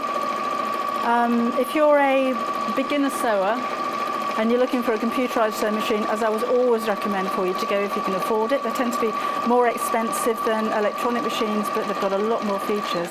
This is a great little machine to go for. It does have a lot of features. Have a look on the website. So let's just turn this the right side out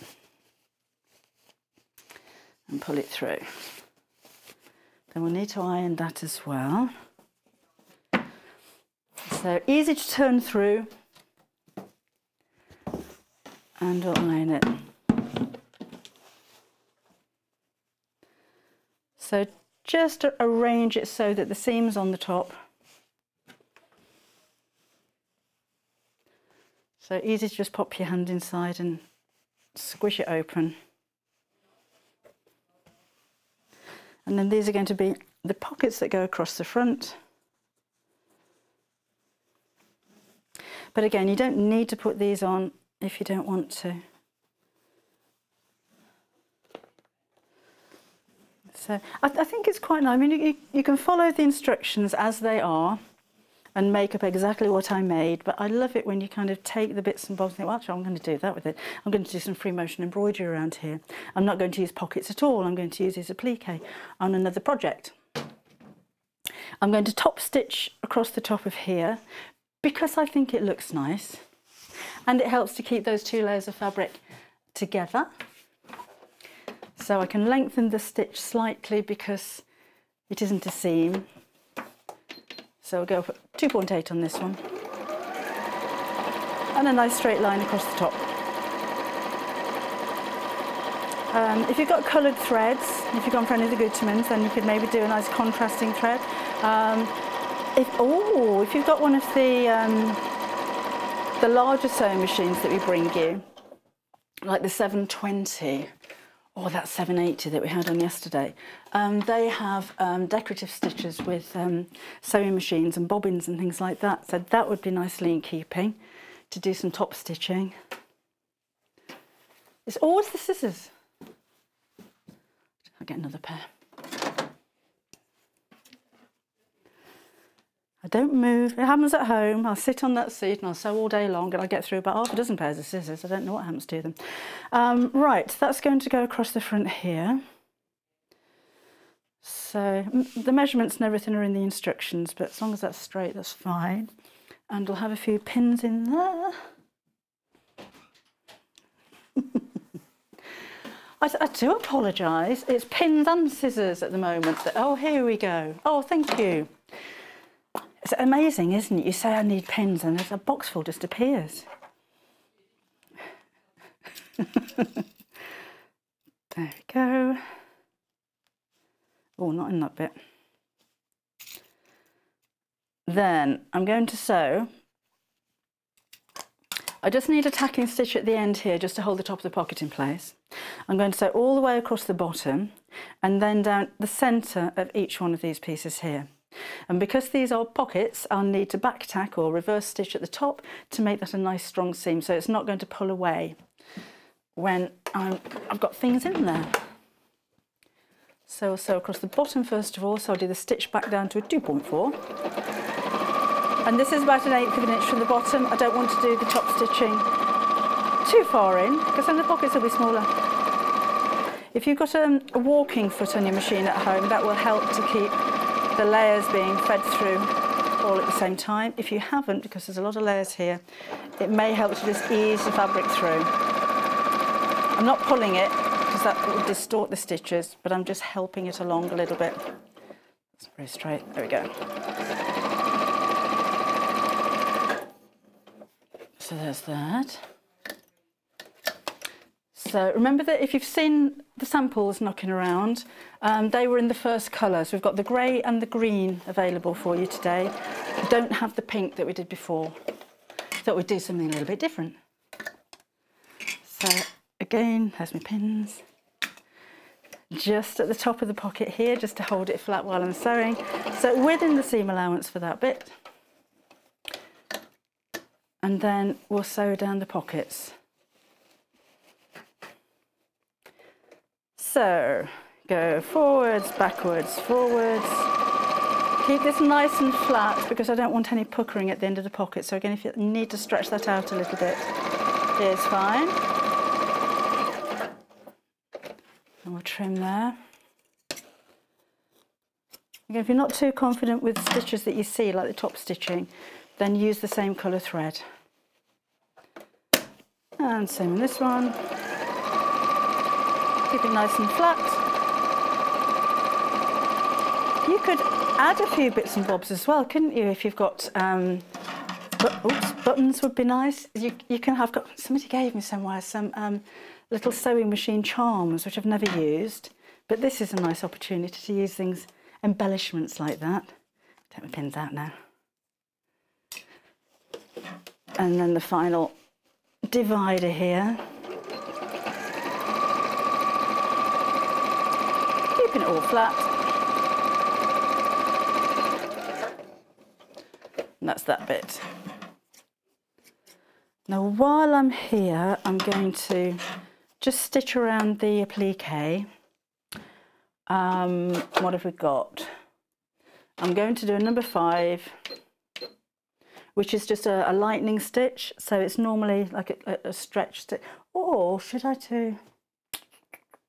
You could use a blind hem stitch. That'd be a nice one, but it'd take a while. No, we'll use this one for now. You could hand sew. You could do a hand sewn blanket stitch. It'd look nice. So I'm going to go just inside the raw edge.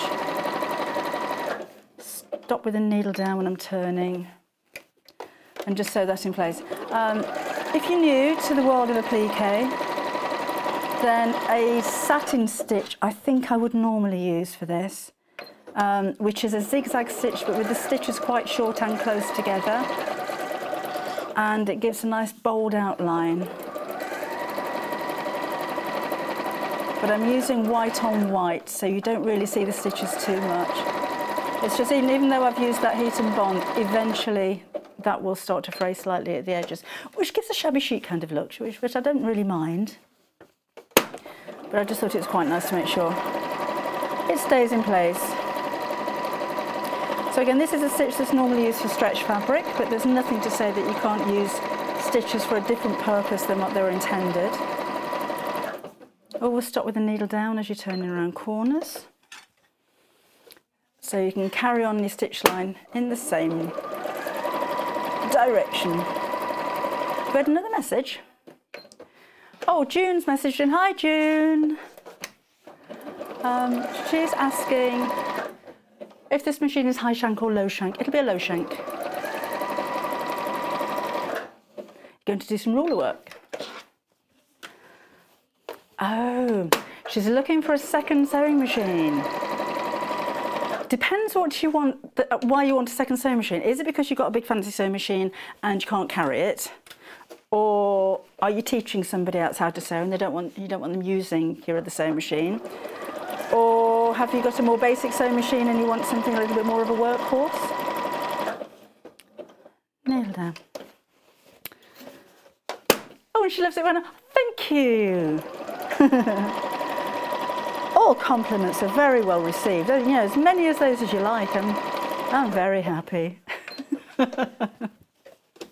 We're not biased towards compliment makers, but you can guarantee it's going to get read out. So again, just go around the edge there. Do you know, if I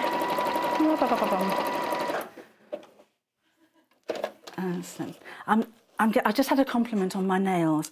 I have to say, I'm in Corona mode. So it's a do-it-yourself job. And I even had a haircut last night off my daughter. Dressmaking shears are really nice and sharp for hair cutting. It's all chopped off the back. It's a really good job, really pleased. So, okay. Pop that in, trim the end bits away to make that nice and neat. Now you can carry on as much as you like with this. You could stipple all over it. I did that before the pocket went on. So if you want to do some free motion embroidery and do some swirls, or you can cross hatch it, maybe diamond shapes so it'll look nice across there as well, that kind of thing. So you can really go to town. You could add some of the labels. If this is a gift maybe, you can put a handmade from here, or you could use your own embellishments. Oh, there's a long thread. With the front of it, given more time, I think I'd free motion all around the edge in a really nice contrast colour thread. You could maybe put your name on here, brand it yourself. Oh, we've got some embroidery threads coming up actually. That would have been nice. Don't have time in an hour to do everything that you'd like. Or maybe cross hatch up to this. So in which case, because you're kind of stopping your stitching halfway into the fabric, make sure you pull your top thread through to the back and knot it off, otherwise that's going to come undone. It won't look so nice, but that's an idea for you. So if you've got time on your hands, you've got a lot of techniques, a lot of projects that you can make and a lot of techniques that you can maybe try out. Now the ribbons are cut into 8-inch strips and you need 4 of those.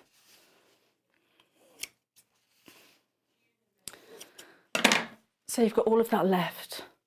There's, oh, how many meters? 5 meters on there, and that's all you need. I'll put a pin somewhere. June's message back again. She's got the Elna 780 Plus. And it is, oh, I can't lift that machine. It is so heavy. She says it's heavy to carry, which is why she wanted to go for a second sewing machine, which isn't heavy to carry. I wouldn't want to do that all day, but that's not a heavy machine. Oh, well done. That's 780 Plus. And honestly, it's an amazing machine. If you have a look at on YouTube at yesterday's show, it was in the 10 o'clock show yesterday. That's when we launched it on air. And Jane from Elna has come in to do a video about it as well. So when you bought your machine, you'll have access to a video explaining all of the features, because an hour's not long enough. Anyway, we're talking about my panels, not Elna. All quarter of the stock sold out of each one of them. Right, so if it's your sewing machine that you're making it for, we'll have a fitting now. So you can put this, yeah, you don't need a mannequin machine. You can put the tie wherever it's appropriate. So I'd go a little more than halfway. So we don't want to tie up here somewhere. About halfway, it's going to be fine. So let's put that there. You could make a hole in the top to put the handle through. If you're doing that, not all handles are right in the centre. So I'd drape the cover over the top of the machine, and then my handle's actually down here, but don't make the hole there. You need to make it in the position while it's upright. So I would put it upright and then just mark where the hole's going to be. So that's the end of my handle there. So I'd mark there and then cut out a rectangle. Cut it out smaller than you think you'd need it, because then you can just chop away until you've got the right size for the handle. That will be a different way of putting the whole thing together, because when you've cut out your hole or drawn your rectangle, cut out your hole, doesn't matter either way, then you're going to put these two pieces right sides together, just like when I do a letterbox zip, if you've ever seen my letterbox zips, and sew around the edge of the hole. So imagine you've got a hole there. Have I got a pen? I know I've got a pen. So if that's the position of my hole for the handle, sew all the way around the edge through all layers of fabric, or you can cut the hole out first, it's up to you, and then snip into these corners. So you can either, like you do with the letterbox zip, just cut down the centre and into the corners, or you can cut that rectangle out, but snip right into the corners, not into the stitches, just into the corners. And then you'll turn the whole thing inside out through that hole. And then you will end up with a hole that you'll top stitch around the edge, and that'll be a really nice, neat hole. But in that case, you will need to put bias binding around the edge of the mat, because you're going to have raw edges there, so you'll need to get some extra bias binding to do it that way. When you do it, so you'll have the lining on the back like so. If you do have any 505 spray, spray the pieces together, and then your bias binding goes around the edge, and that'll keep it flat while you're sewing. But we're not doing that, we're doing this. So I'm going to put my ribbon about halfway here.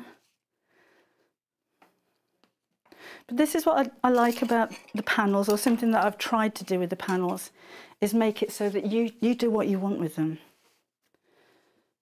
And there is far too much for the projects. There's so much else you can do. I said earlier, with the lining, I wouldn't actually use the lining.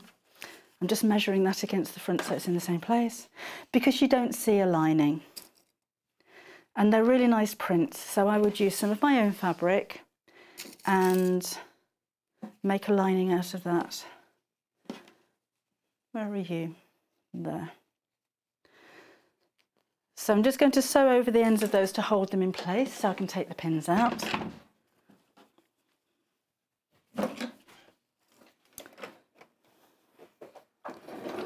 Again, within the seam allowance. Make sure you don't sew over pins. And here.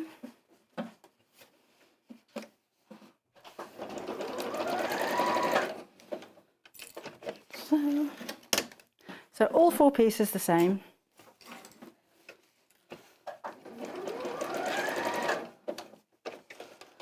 And so that's just a tacking stitch. That's just so that I'm not sewing over pins. And the final one here. So quite close to the edge. And still on a lightning stitch. Let's go off and on again. And then we will put the two pieces right sides together. Make sure all of the ribbons are facing in so they're not trapped in the seams. So that goes on the back there. Morning, Karen. Loving the panel so much. Thank you. I'm so pleased with it. Well, I hadn't seen it before yesterday. And, you know, I got into the studio and there was a package and I was opening it thinking, oh, I hope it's going to be nice. Tom, I'm sorry if I doubted you. It's lovely. I'm really pleased with it. Right, so we'll have a few pins and I'm going to sew all the way around the outside, leaving a gap in the bottom of the back side. I said it again, so I can turn it the right side out. That will do. Another one there. Okay, so might not have time to finish it and get it pressed, but we'll be pretty much there. I'm going to go a bit longer on that one so it'll sew quicker. And away we go. So nice neat straight stitches all the way around the edge, going over the ribbons at the side. Remember, we don't want those tucked into the side seams.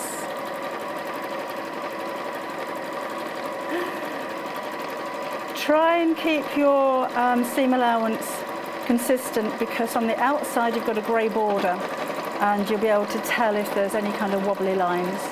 So when you come down into the corner, we're going to stop, needle down, pivot around and sew across the bottom. And away we go. Fabric is washable. If you need to, I'd put it on a 30-degree wash. Probably with this kind of project, it's a little bit like bag making. Unless you go and tip your tea all over it, then probably little chance of it going in the wash. And if it does get a small stain, maybe a glue stain or something, you can always spot clean it. Your H640 can go in the wash, so I wouldn't worry about that. Back down the side. Out you come. Talking to my work again. I think there's a lot of white on your screen, isn't it? It tends to play havoc with the cameras. Oh, right. It's going to be very strange, you know, when we're back to normal. And there's lots of people around. So, you know, people on cameras and people on floor and people in galleries and people. There's nobody in the offices here. It's just very strange. I wonder how long it's going to take us to stand next to somebody at the bus stop. That would be better not. Oh, need to leave a gap. Carried away talking to you. I'm just going to sew into the corner. Never leave a gap right in the corner. Doesn't matter where you leave it really, but not right in the corner. And I'm just leaving it in the back side, so that you don't see it. So pins out. Then we'll snip across the corners to reduce bulk and make our points pointier. Like so. And then through that very small gap that I've left, we'll turn the whole thing the right side out.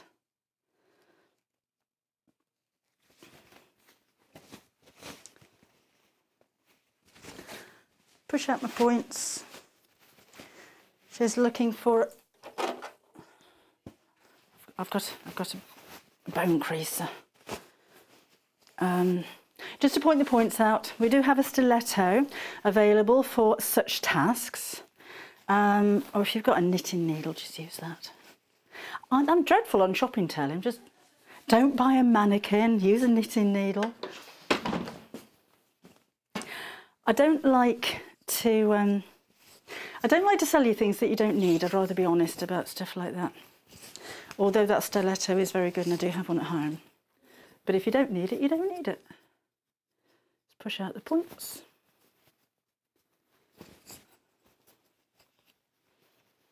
There we go. Then I'm going to iron it. Have we got enough time to finish it, or do we just get the gist? Oh, look what I did. Oh, and don't sew the ribbon into the seam. She says sewing the ribbon into the seam. Now then, I need to quick and plug.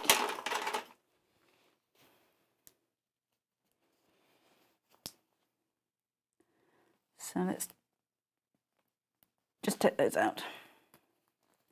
I'm not going to sew the opening closed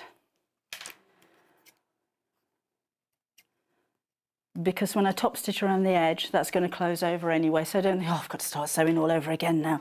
These things happen. So let's get the iron out.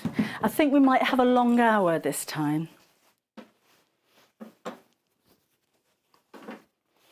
Oh, we're back in the next hour, aren't we? We've got Mode of Fabrics coming up next. Oh, I'd rather do this.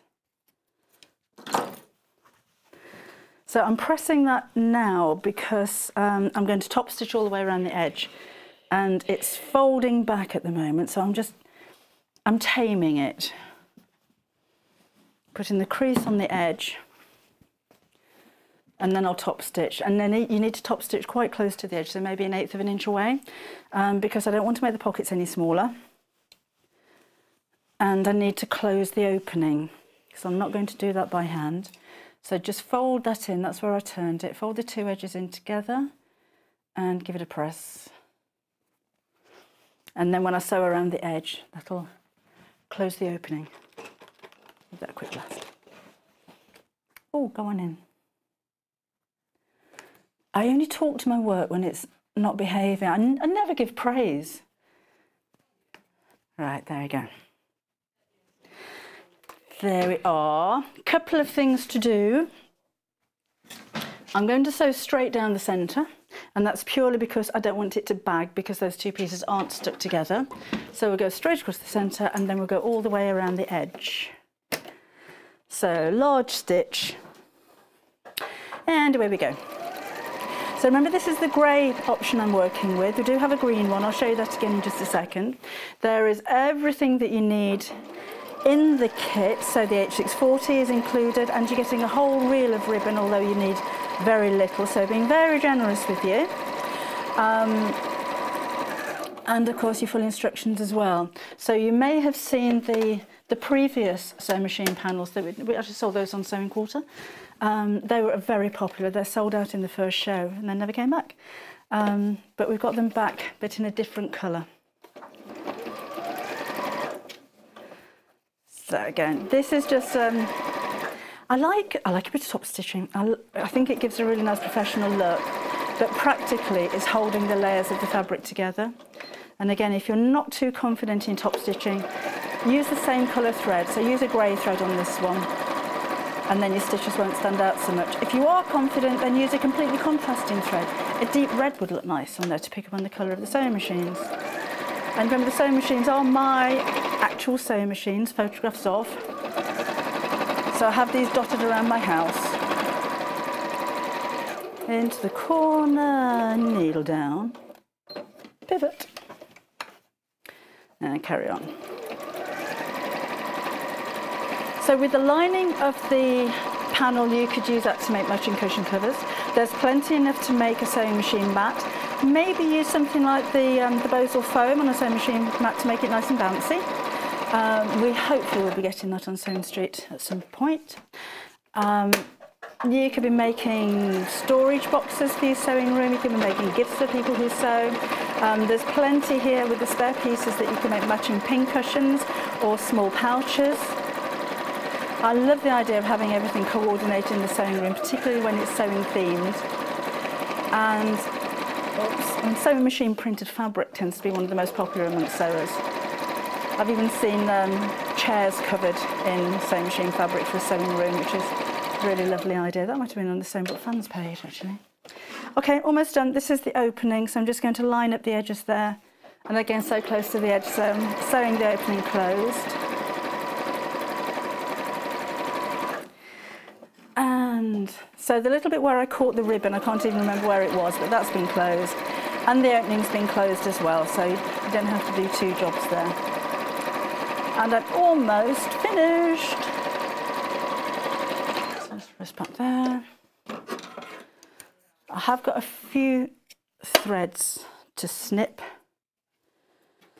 But if you wanted a quick project as well, that was, apart from cutting out, which took, a good 5 minutes, that was the complete thing made within an hour.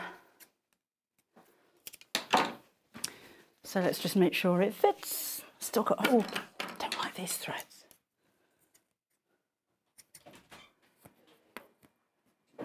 Got to be right, isn't it? There we go. So let's tie here. I did make it for quite a large sewing machine as well, I mentioned earlier. It was made to fit my sewing machine, which is quite a big one. So if you've got a smaller machine like this one, got lots of space. So that's the back. And if I just turn, no, that had happened. Let's just turn this around. And there's, there's the front with your pockets for storage. But remember, you can use this as a sewing machine mat as well. So when you're actually sewing, just take it off and have the pockets hanging over the side of your machine, and you can keep all of your notions and bits and bobs in there as you're sewing. The panels aren't just for the dust cover though. I know it's a different colour, yours will be obviously the same colour, but this is part of the kit as well. So you've got a drawstring bag which matches with the bobbins around the top. All the seams hidden inside there as well, so it's maybe that's a new technique for bag making that you can learn as well. So that's the two pieces that you're going to get. I like this colour. I think that's lovely. I'm really pleased with that. I think it's really stylish, isn't it? So this is what you get. Should you have a look at the green? You've seen a lot of the grey. So we've got different sewing machines on the green. Oh, drop pins.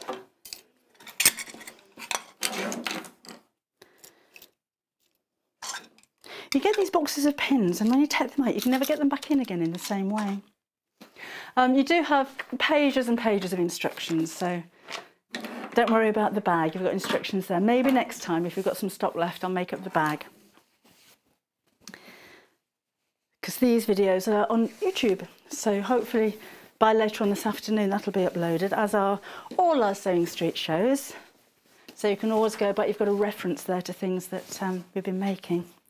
So this is the green panel. So that will be the back. And then the front, this time obviously in the green. But you can see the pockets there with the green background. That's the pocket lining. All of these are labelled, so you can identify which each piece is. But isn't it a lovely colour? I think it's a very kind of shaker colour. It's a vintage colour. So you know, it's not bright and bold and pea green. It's very subtle. I did it again. Those are the machines that are on the front and the back of the little bag. But you can stretch this and make your fabric go further, make your money go further, because you can use this as the front and this is the back, and then use just a white lining. You're not going to see the lining. So if you wanted to use those and stretch out your panel, you could, in effect, if you use a bit of your own lining fabric, make two of everything. And then down here, that's the lining for the sewing machine dust cover. So you could make another one. It's a shame really to use that as a lining because you're not going to see it. So make another dust cover, cut those up individually, make cushion covers out of them, make a wall hanging, make some storage. There's so much you can do with them. And then over here, that sewing machine there is a bonus. That's not part of any of the projects, so you can use that for whatever you like, as are the bobbins. If you're making things to gift, you've got a couple of labels there as well. And these two panels at the bottom, those are a bonus. You make what you like with them. So if you've got maybe an apron that you just want to add a couple of pockets to the front, then you can use those. You could do those with a long strip of pockets actually. So you can embellish things that you already have in your sewing room. Now these are exclusive to Sewing Street, not on my website. I can't get a hold of them. I'd have to buy them like you do. And they're all British made, so printed in the UK, designed in the UK, photographed in my front room. And they are my sewing machines. So again, it's very personal. I'm really pleased that you're enjoying them.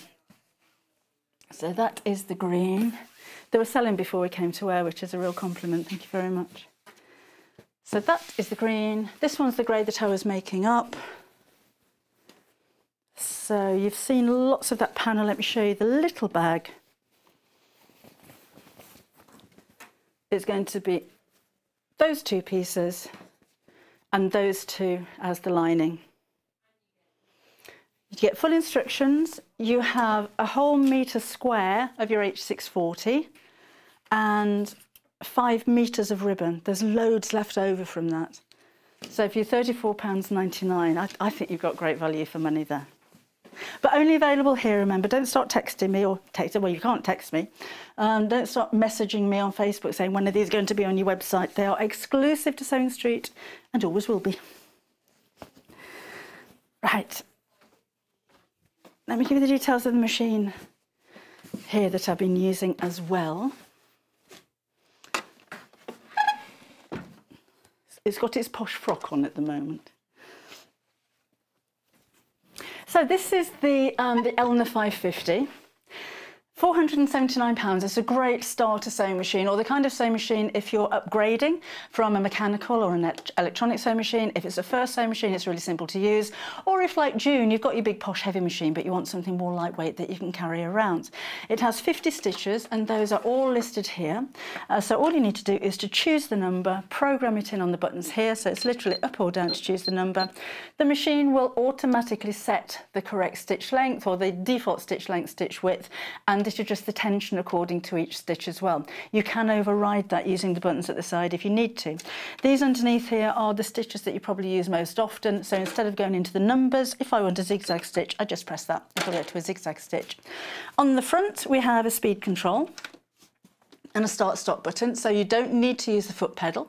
If you're learning how to sew and you are using a foot pedal but you're not very well coordinated, or you think it's getting a little bit too fast for you, you can slow down the speed here when you're using the foot pedal as well. Needle up down, so you saw when I was sewing around corners I like to pivot in the corner with the needle down. This is a lock stitch, so instead of doing a reverse stitch, particularly with decorative stitches, this will sew 3 or 4 stitches on top of each other to stop it coming undone, so it won't spoil the look of decorative stitches. And then you've got your reversing button. On the top is a press-a-foot pressure dial, so you can increase or decrease the amount of pressure on your fabric depending on the thickness of your fabric or the fineness of your fabric, or how many layers you're sewing through. If you've got a very thick fabric, you may want to decrease the pressure a little bit to give you a better stitch. We have an accessory compartment which comes off to give you a free arm. So this means that you can sew around in circles on things like cuffs and trouser legs and the like. A dropping bobbin at the top, and you've got an easy threading system as well, with a 2-year warranty from Elna as well. Jackie says, can you drop the feed dogs? Yes, you can, Jackie. You just do that. That. Just to mention, when you do start sewing again, oh, the foot dropped off. Drop your feed dogs and your feet drop off. There is a bit of a lingo with sewing machines, isn't there? When you start sewing again, they'll come up when you make your first stitch. So if I click this back over, oh, that's a bit stiff. They're still down, but when I sew my first stitch, they come back up again. So don't think, oh, they're jammed, they're stuck down there. They're not. That's just the way that most sewing machines behave, to be honest. And you've been seeing me lifting this up and moving it in and out all day. It's not a heavy sewing machine. It's a compact sewing machine, so it doesn't take up too much space. Not all of us have the luxury of a large sewing area, but it is an Elna, so it is a high quality sewing machine. And although it's compact in size, it can pack a punch. So you've got your decorative stitches, you have utility stitches, you've got buttonhole stitches, and you've got stitches for quilting, mending stitches, joining 2 pieces of fabric together. You've got satin stitches for decorative work, very fine decorative stitches. There's even an eyelet. There's mending stitches. So although you've only got the 50 stitches, they are 50 very useful stitches for different types of work. Yes, you can quilt with them. There are quilting stitches on here as well. It doesn't have the biggest area here, so I would suggest a larger machine if it's just quilting that you want to do and you're going to be making big quilts. But if you want, if you're starting quilting, absolutely no problem. You can do free motion embroidery with it, so that's great for quilting and decorating and embellishing. If you're a dressmaker, you've got your buttonholes in your different needle positions for seam allowances, and you have stretch stitches as well, so you can be stitching jersey with it. So you can see, although it's compact in size and compact in price, this little machine's got a lot of potential. So, and again, 2-year warranty. Need to give you a reminder of our Bonder web. First time we've had this for you. So for applying applique, that's like what I did with the sewing machine on the front of my my dust cover. This is, if you haven't seen it before, it's a sheet of glue. So there's the glue's on the back. You can actually feel that it's quite rough, and then it feels like grease-proof paper on the top. So you'll iron this to the back of your work, then give it a scratch, and the paper comes away. So all you're left with is a sheet of glue, and that is permanent. I particularly like it for larger applique pieces like this. I do use my 505 spray a lot, but on larger pieces 505 isn't permanent, so eventually that could bag. And if you are sewing large pieces, well, any kind of applique, it's a lot easier than pinning to sew when something's flat.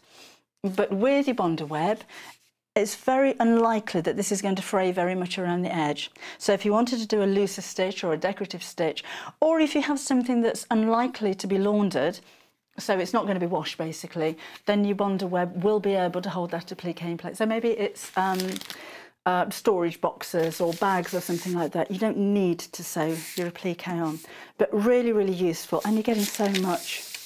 There's altogether, you've got 5 metres. Should we measure it? So 5 metres by 30 centimetres in total. That is going to last you a long, long time.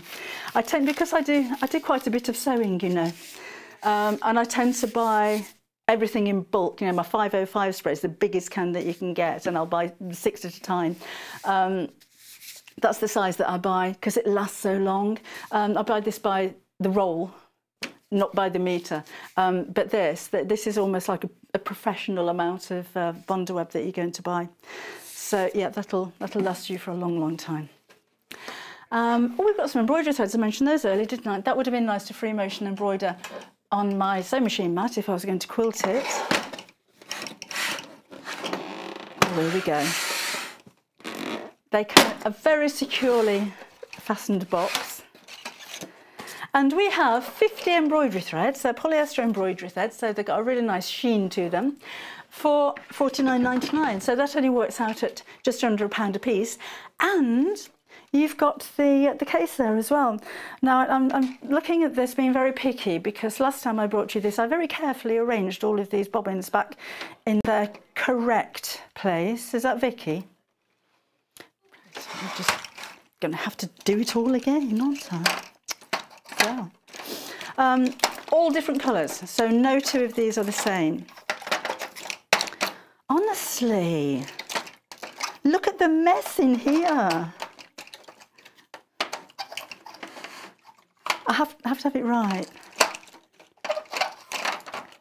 I'm going to nail the lid down so she can't open them next time. And you go down, you go down. Yours will be nicely sealed when you get it home. Now you're upright, you're down. It's a great game if you tip them all out and then ask the kids to put them back again. It's going to keep them occupied for hours.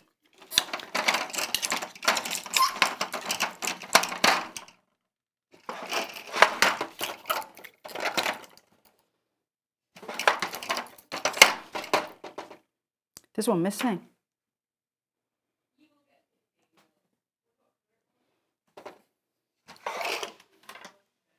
You just can't trust the presenters these days. You will have 50, there's only 49 in here. And again, they're all different colours. So there's quite a lot on each one of the spools.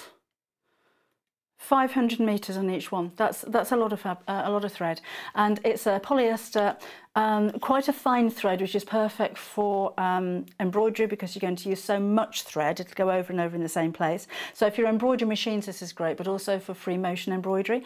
Because it's a polyester, it's got a really nice sheen to it. It's not like the Gutermann polyester that we saw earlier on that looks and feels like cotton. This has got a shine, and that's what you want with embroidery thread, because the stitches are so raised, it bounces the light off and it gives a really nice effect to your embroidery. Got so many colours in here, 50 different colours, including black and white and everything in the rainbow in between, for £49.99.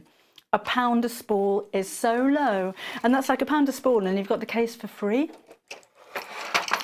So 50 of those. These are, I'm surprised we've got any left actually, unless we've got them back in stock again. It's nice to be organised with a clear box as well, so you can see exactly where they are, or in this case, exactly where it isn't. I'm going to have to turn the place upside down looking for that now, so have to fill in the gap. Of course, when you've used these up as well, you could store your regular threads in there. So the box isn't wasted when you've run out of embroidery thread. It'll easily fit some of your Gutermann in there as well. That's one of mine. So are we done? Oh, we're way over. Oh, what are you like, chatting away at home and keeping us running over time? Today's going so quickly. I'm having a lovely time today. Nice day for sewing on a Sunday morning, isn't it? Don't forget you can join me on Facebook, which is what I'm looking at here. So it's the Sewing Street TV Facebook page. Go to visitor posts and come and say hello. And let me know what you think about my sewing machine panels as well. Oh, now we've got another hour coming up with some fabulous Moda fabric. So do stay with us. So you've got time now to go and, I don't know, it's a bit early for a G&T. Go and put the kettle on and we'll have a cup of tea and we'll see you again in about 5 minutes.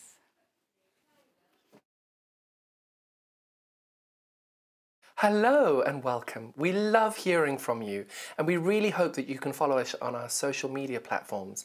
We've got Instagram, which is @SewingStreet.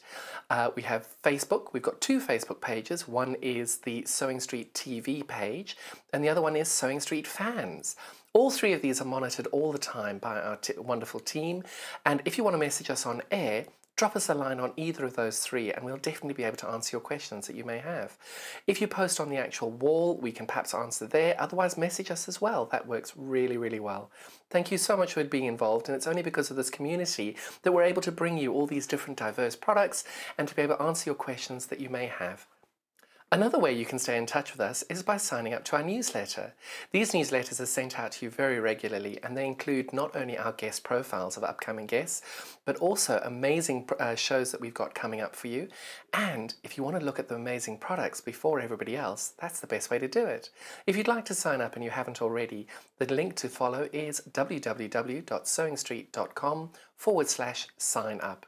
You won't regret it. Thank you.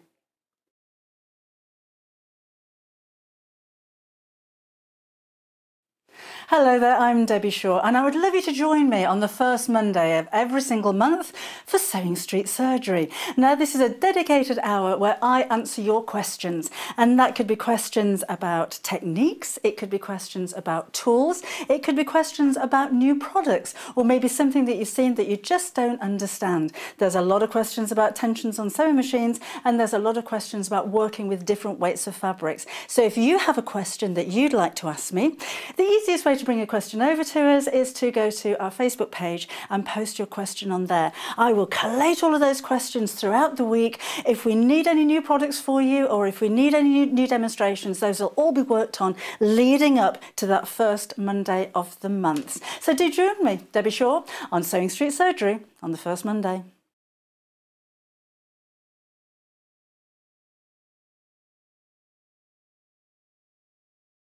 Shopping with us couldn't be easier. If you want to shop online, then you can head to our website, www.sewingstreet.com. It will redirect you to our sister channel Jewellery Makers landing page. Don't worry, you haven't gone to the wrong place. We're simply using their website temporarily while we're building our own web shop. Scroll down past the Watch Live part and you'll see all of the products that you will have seen on air on today's live show. You can also shop our catalogue by clicking a category, clicking a product to view closer and adding it to your basket. Once you're ready to check out, you will need to create an account, which is absolutely free to do so, but it will mean that you can check out on as many orders as you want throughout the day with still only paying one postage and packaging. If you'd prefer to speak to somebody in our UK-based customer service team, then you can do so via the free telephone line number 0800 001 4433. They will not only help you create an account, but will also help you with any of your online shopping.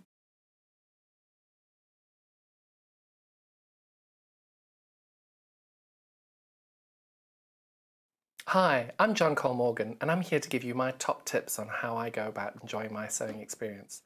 My first top tip, as everybody knows, rotary cutter safety. If you're not using it and it's not on the mat, that blade must be locked. Please be safe. My second top tip is always buy more fabric than you need. If you don't have it, it's always going to sell out. You're going to struggle to find it, and when you do, it's going to cost you a lot more than when you were going to buy it originally. So buy it all. You always regret the bit you didn't buy. My next tip is, positive or negative, always listen to the advice and opinions of other people. Even if you ignore them, everybody has a different perspective, everybody has a different take on things, and it might help you along the way. The next top tip I have is always buy the most expensive and the most useful and the most practical for your brain product that works for you. Some people prefer different things. Buy what works for you. And my last tip is, this is fun, this is enjoyable, and make sure you are enjoying it. Because there's nothing worse than carrying on with something and hating it and not enjoying it. You need to make sure that you're having fun. Those are my top tips and how it is that I enjoy my sewing experience. I hope they help you, because they have helped me. For more handy tips and demonstrations, make sure you watch us on our Freeview channel 74, Sky channel of 670, otherwise follow us on YouTube on Sewing Street, where you can catch up on past demonstrations and shows.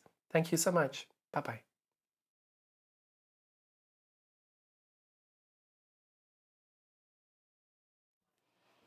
Hello again, welcome back. You're watching Sewing Street and I'm Debbie.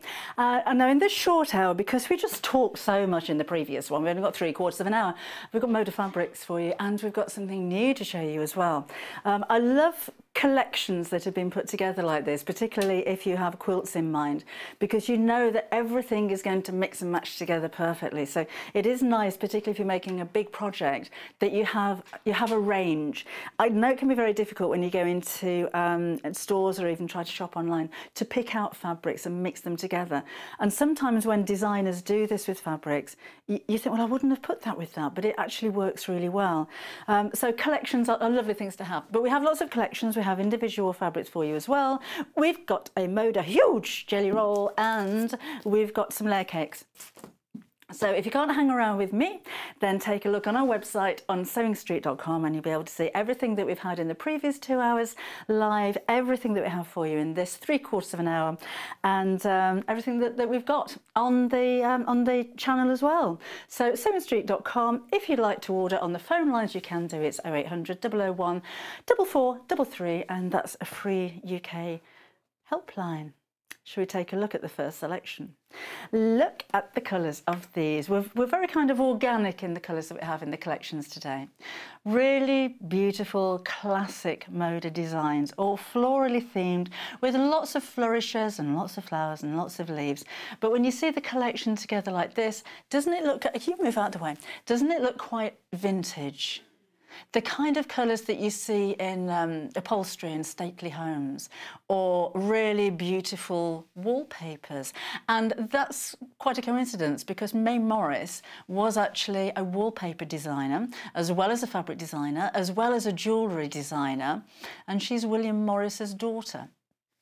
Overshadowed a little bit by her father's fame, but we really are bringing her fabrics to life now. She is famed for her embroideries, really incredible, huge, some of them, embroidery designs and tapestries, and I think you get the feeling of that with the fabrics that you're looking at here. You could imagine these as tapestries or embroidery designs in very fine thread, all sewn by hand. But let's take a look closely. Loads of detail in these as well.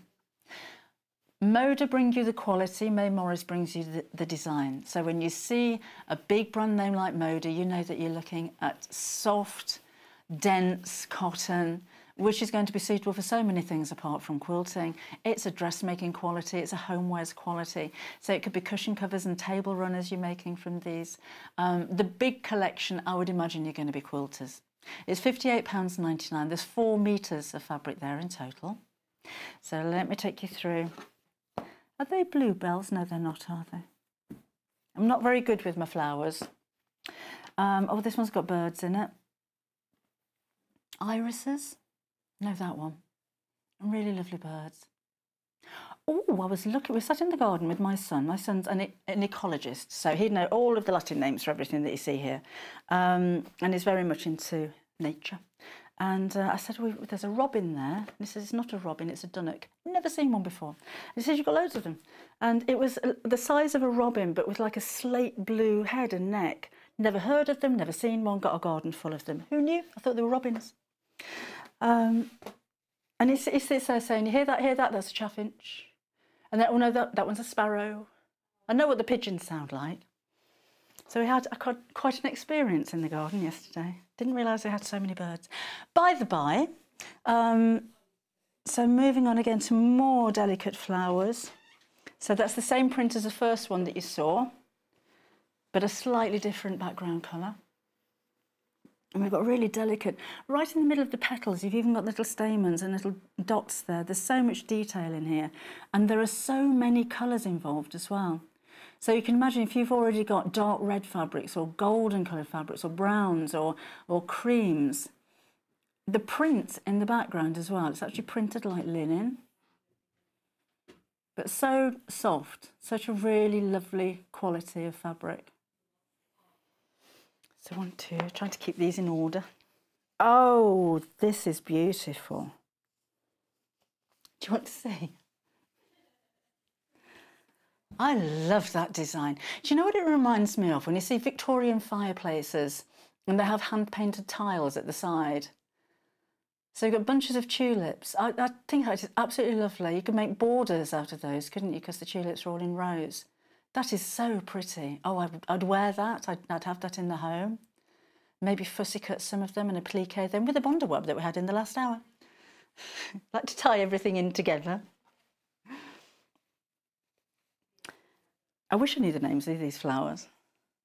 So delicate. The leaves have got the little vine lines in there, like the veins.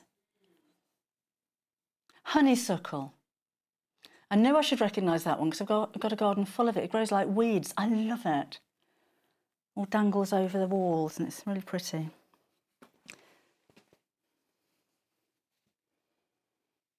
So we've got the monochromes here with a really deep gold. Doesn't that look rich? Look at the swirls of the leaves there as well. And still very delicate little flowers in the ground colour. Oh, I like that one as well. Don't they go well together? It's a lovely kind of colour palette altogether. Oh, I like that one as well. So I'm shopping ahead myself here. So that's a really pretty one. Tiny, tiny little flowers on this one, or the berries. And that red really stands out, doesn't it? Again, if you've got a red, I'm just going to bring that in there. That's from a completely different collection, but you see how the colours go so well together. I'd use a plain, to be honest. If I was making a quilt from all of these, I don't think we've got anything plain enough. Maybe from one of the other collections. Because when you see them all together, I think all of the prints are so busy, they just blend in together. Whereas if you had one plain in between the pattern pieces, it makes everything else stand out a little bit more. It kind of justifies all of the others. You don't get that one. I'm just kind of pointing out that it breaks it up a little bit. And I think it just kind of makes the most of all of those prints. So yes, I would add more to your order, unless you've got any at home already, of course. 4 meters in total.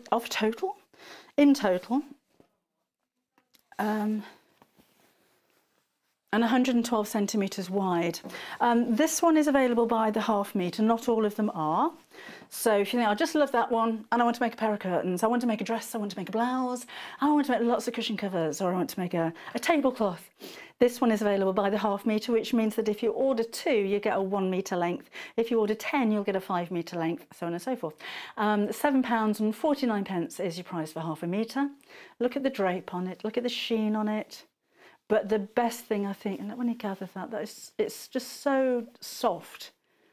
You're looking at a really high quality fabric. If you've not shopped Moda before, you're not going to be disappointed when you get these home. You can tell as soon as you pick it up, oh yes, that's lovely. It just feels so good. So you know you've got quality. Quality means longevity, but really classic designs, aren't they? Really traditional. But you can really see the kind of embroidery influence from our May, like we know her. This one's also available on its own. So, again, 100% cotton, 112 wide. And this is the one with the irises and the little bird there as well. So we're calling this one Studio Cream. Should have just called it Iris and Birds, really, shouldn't we?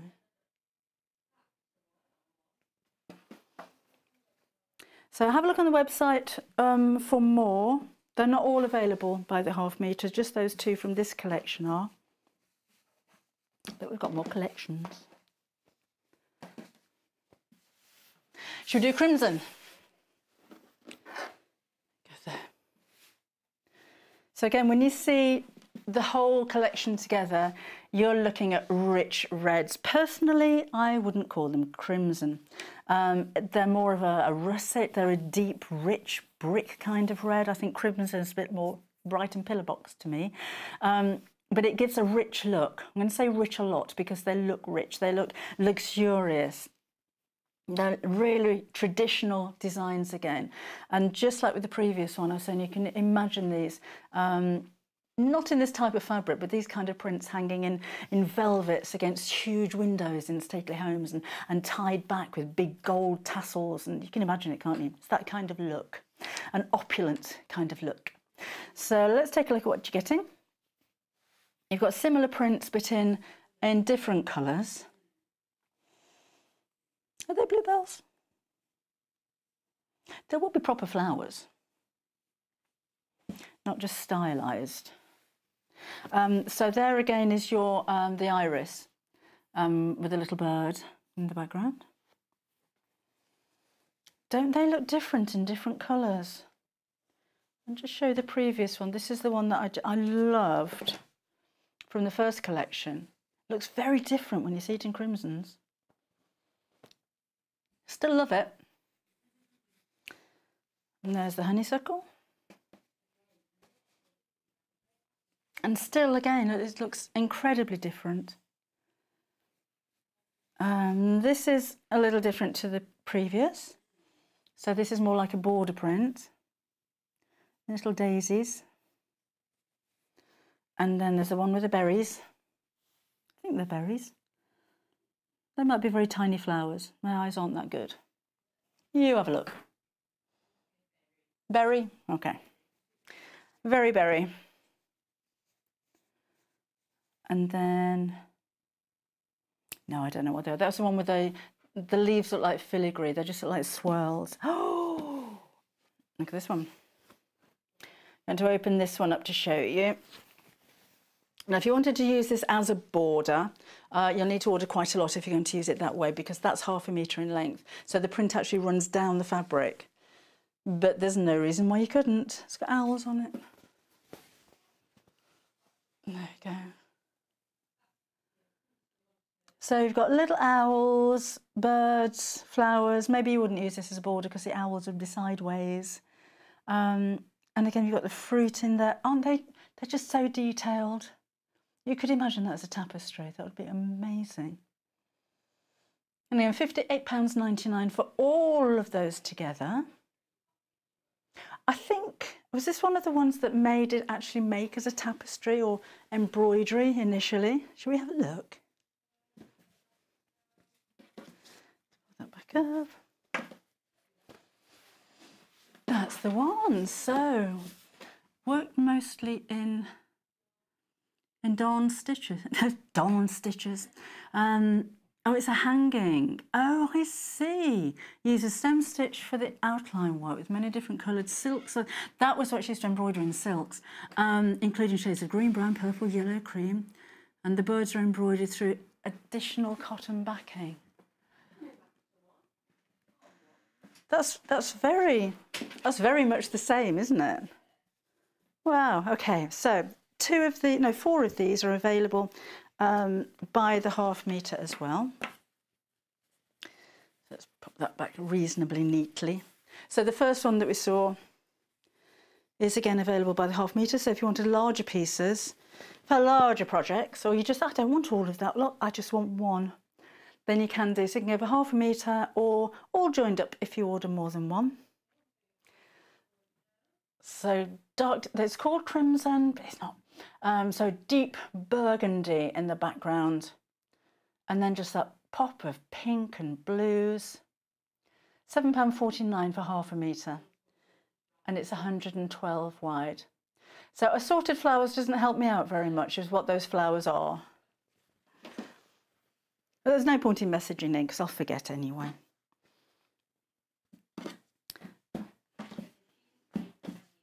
So, oh, apparently May didn't, she did, oh, there we are, I was giving her the credit for making that hanging. She didn't actually make it, it was made by her team.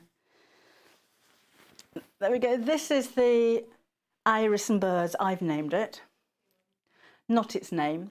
And again, 112 wide. So you've got the little birds popping out from between that deep red foliage. And beautiful irises. We have water irises on the pond.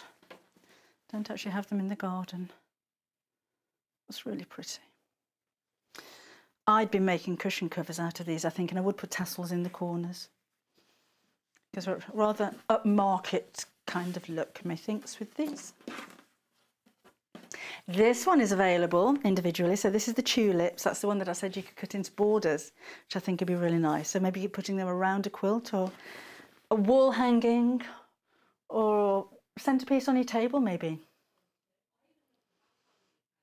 And there's loads of detail in the background as well. It's like every square inch you're looking at is just filled with artistry. And I'm imagining, what kind of decor do you have in your home? Because I do love, we've got modern bits and very old bits in our house. It's a mishmash is our house. But we do like traditional furniture. I love French furniture. We've got quite a lot of that. My husband collects oil paintings. So we've got some very old-fashioned, shall we say, traditional kind of decor and items in there, but in a modern environment. And I love that kind of mixture. But I'm imagining cushion covers on your leather Chesterfield, oak furniture. It's a stately home kind of look I'm thinking of again, isn't it? That's just what it reminds me of. You know, you visit places and you go into the bedrooms and they've got 4-poster beds and everywhere's chained off because things are so old that you can't touch them. To me, it's that kind of look. Again, this is £7.49. Honeysuckle on crimson. And you know, again, there's so much detail, and I like the brightness of the honeysuckle on that as well. It gives it a very, very fresh kind of look to that one. So 1, 2, 3, 4. Those are all available by the ½ metre. Let's move on to ebony. Look at those. Those are gorgeous. They're almost, when you see them like this, I can imagine, I don't know, Elton John in a smoking jacket with a gold cord around the middle and Versace everything. Isn't it that kind of look? So Elton, if you're watching and you want me to run you up a smoking jacket, just, you know, let me know. I'll do that. So black background on these. That means that everything else really stands out. Even the darkest of colours stands out against black. That's available by the ½ metre. I'll show you that later on. It does give a modern look, doesn't it, to these traditional designs. But even the dark grey stands out against black. It gives a very different look to these same prints that you've seen before. I mean, look at that one with the gold. When you see the crimson, that's really subtle, but with the black background, that just leaps out at you. I like unexpected things. We had, in the last house that we lived in, we had a little downstairs loo. It was a very little downstairs loo. And I decorated it with gold and black striped wallpaper. And I bought some very heavy, it was like a canvas, but it was brushed, so it was soft, like really heavy upholstery fabric. And this little window had a huge curtain going to the side, and it was tied up with a big gold tassel on the side. And we had, so my husband collects paintings, we had paintings in there, and the mirror had all this ornate gilt frame, but the room was about this big. It's probably about the size of our studio, to be honest, it's the size of a shoebox. But it's unexpected, so people walk in the house, and we've got nice pine furniture and everything. It was very kind of cottagey, and then you open the door and it's like, whoa, what? I've stepped into another house. But I like that. I like the unexpected. This would make an amazing quilt, wouldn't it? Now that is the kind of thing that's unexpected. Really classy, and oh, look at this one. See, that's that tulips. Very different again to the other ones. That black makes all the difference, doesn't it? I'm not normally a fan of black, but these are amazing. And the berries. Look how these just jump out at you. The gold, it's just that, oh, look at this one. Oh, I love that. I'm going to say rich again. Doesn't it look expensive? That looks like a velvet, doesn't it? And there's your honeysuckle. It's like looking at the flowers at night time. What a lovely range. Oh, I can't wait to see what you're going to make with these. I hope you put pictures on Facebook. Oh, and remember, if you are putting Facebook, if you go onto the Sewing Street fans page, there's lots of you having a bit of banter between yourselves, and we do kind of nosy in every now and again. But Hayley B, who's our marketing manager, has been asking us every week to pick our favourite projects. And we pick them on a Wednesday, so I think it's Thursday or Friday that they're announced. Is it Friday? Oh, Friday at 10. And you'll win something. And it could be anything. It could be bags, it could be quilts, just whatever takes a fancy. So we'll have a scroll through. Oh, I like that one, but I like that one. So if you are making anything, put a picture on then. You never know. You could win something. I don't know what it is. So yes, if you buy one of my panels, you never know. John might pick the picture. Can't really do that, can I? That's just... Oh, I could do that, couldn't I? So that's the complete collection. I love those. I just think they're so unusual, so striking, so designer. These two are available by the ½ metre. I wish that one was. I wish the black one was. Maybe in the future. So this is assorted flowers on black. On ebony. Oh, I keep saying black, but ebony just kind of... Ebony makes it sound a little bit more luxurious, doesn't it? So assorted flowers on ebony for £7.49. Oh, and you know, small flowers like that, if you're cutting into them and doing small patchwork pieces or English paper piecing pieces, and then maybe split it up with a green or a pale blue, that'd be lovely, wouldn't it?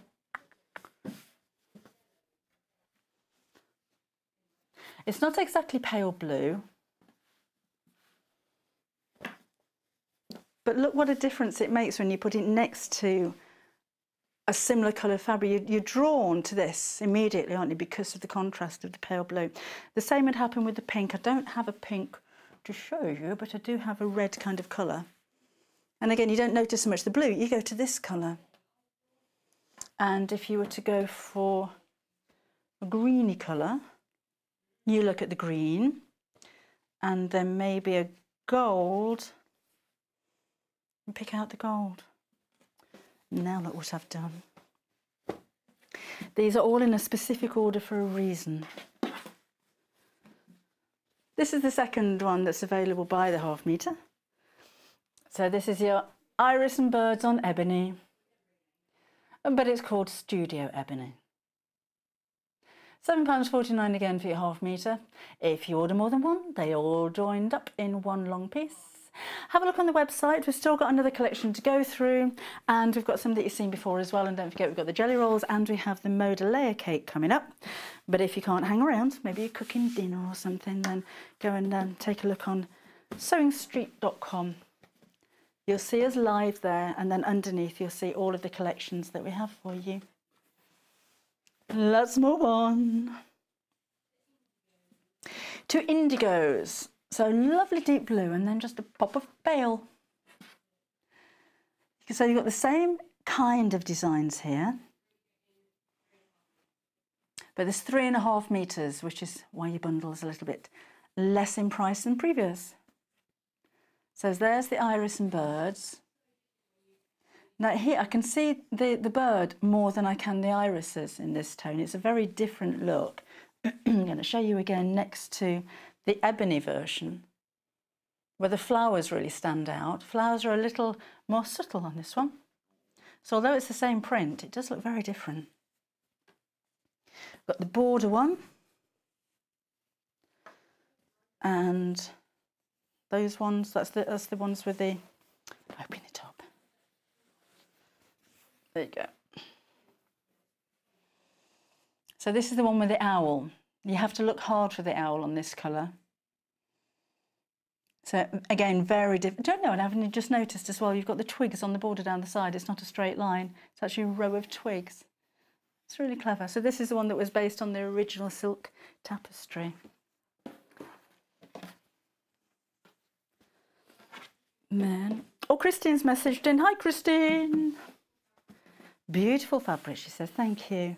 And she needs to buy it all. Help yourself. I do get very excited about fabric. I've worked with fabric. Fabric is my life. But just occasionally, you kind of get complacent with fabric. Oh, that's quite nice. Yeah, no, I don't like that one. Oh, yeah, I do like that one. Then occasionally you just get hit with, oh, that was my oh moment. This is nice. That's maybe this is your ah moment. Got the gold. And then look how different again the tulips are. Fabulous. Loving it. And it's so nice as well, not just to have beautiful prints, but to have a beautiful print on a really high quality of fabric. Another one of my sayings that you're probably sick of me hearing. Quality fabric, quality project. You spend all of your time or spend all of your money on things that you need, like your sewing machines and your scissors and your cutting mats and your rulers. Don't let your fabric let you down. This is so nice to work with the quality of fabric. And when you're sewing, particularly when you're hand sewing, you're touching it, you're feeling it, it's going through your hands all the time. It's wonderful to work with really high quality fabric. But the better the quality of the fabric, the longer your project's going to last. So certainly if you are a quilter and your project is going to be lasting more than a lifetime, then a quality fabric will see it through the years. And designs like this as well, with them being so traditional, they stand the test of time. You know, these aren't ever going to be old-fashioned. They'll come in and out of fashion. You know, sometimes this kind of thing is very much on trend and sometimes it's not so much. Do you remember the IKEA adverts from a few years ago saying, oh, what was it? Ditch your... Oh, I'll think of it. Your chintz. Ditch your chintz. It was like the slogan. And they were, in the advert, they were chucking out floral fabrics and they were bringing in geometric fabrics because that was the way forward. And things like Laura Ashley prints were so old-fashioned because it was all floral. And then within a couple of years, it's like, get your chintz back again. So things come and go, but I think some designs just don't. They just stay around. Classic designs you can never go wrong with. And as I said before, I don't think it matters the style. If you're thinking about interior decor, it doesn't matter the style in your house. When you've got a classic design like this, it just goes with anything. So particularly the black one. Because I'm thinking if you've got chrome furniture, that wouldn't look out of place as a cushion cover, would it? chrome furniture. Oh, we used to have that in the 70s. We had tubular chrome coffee tables with smoked glass tops. We had smoked glass coffee cups. You can't drink coffee out of glasses. Smoked glass coffee cups. And then we had oh, they were so trendy at the time, like a chrome standard lamp with a big white mushroom top on, a lampshade on it with chrome. That's what we were like then. Anyway, that kind of thing goes out of fashion very quickly. These don't. Mind you, they did come back again, don't they? So let's take a look at assorted flowers on indigo. This is by the half metre at £7.49 per half metre, 112 centimetres wide. So I know you've got the creamy coloured one in the collection. That's not available on its own. But that is not nice with white.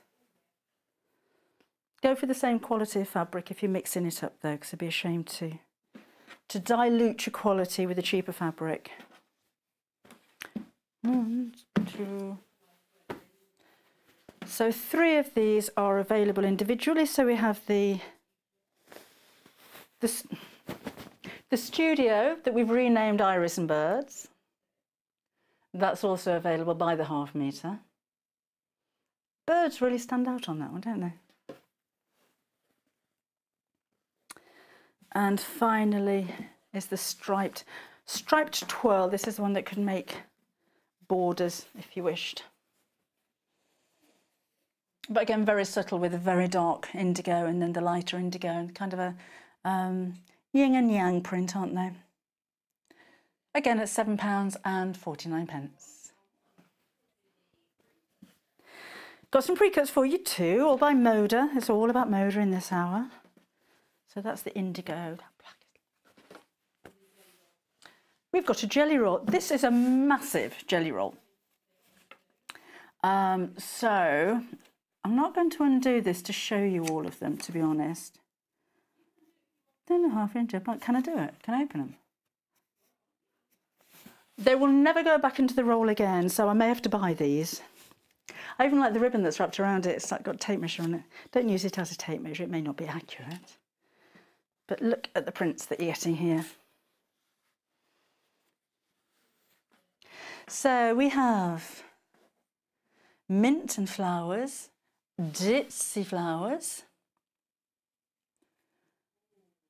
the mint on white, so different prints of the same kind of design. And then the smaller print, mint and white, little ones with pink cross. See how they all blend from one to another? So the mint's picking up the pink, and then it moves on to the pink with the white with the stripe, and then the pink with the mint and the yellow, and then the yellow with the mint. So they all just blend from one colour to another. So if you're doing a jelly roll race, then you will have an amazing quilt from these. Or if you're cutting these into shapes, maybe you're going to make small half square triangles or a few tumbling blocks. And all of the colours just blend so well. So exactly 2.5 inches wide, as you would expect. They will be 44 inches in length. And I can't for the life of me see how many you get. I might have to count them because it's a big roll. I should have done that as I went along, really, shouldn't I? So we've got stripes, we've got ditzy flowers.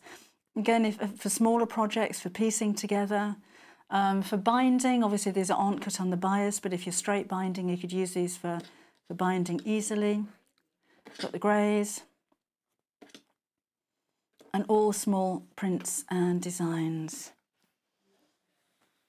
So, 2, 3, 4, 5, 6, 7, 8, 9, 10, 11, 12, 13, 14, 15, 16, 17, 18, 19, 20, 21, 22, 23, 24, 25, 26, 27, 28, 29, 31, 32, 33, 34, 35, 36, 37. I would imagine there's 40. I think I've missed a few.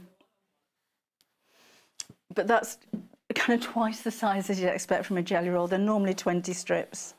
So you're £29.99. It may go on, you know. £29.99 your price, and again it's all Moda quality fabrics in really pretty springtime colours.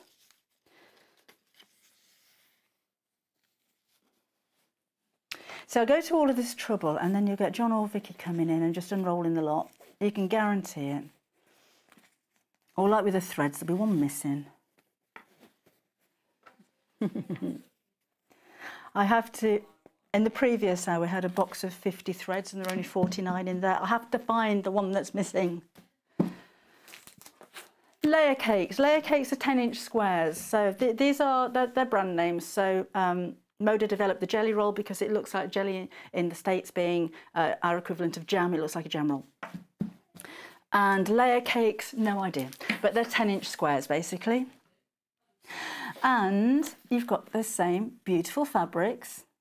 So if you wanted to go for the both together, if you find uses for the jelly roll and for the layer cakes, the 10-inch squares, you've got all of the same prints there, but obviously larger pieces. And they're £29.99. So I shan't go through them all again. You're going to get 14 there, I would imagine. I wonder why they didn't put how many on there. But what's quite nice on here as well, gives you some ideas as to what you're going to do with them. So different ways of cutting your blocks. Indeed, if it's blocks that you're going to use them for.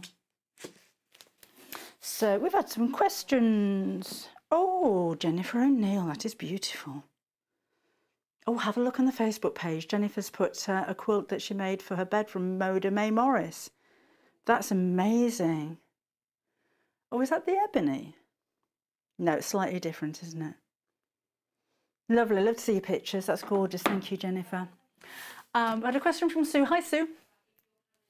And she says, is my sewing machine panel adaptable to make a lining to make another style, or is it the same style? If you mean, can you make a box shape cover?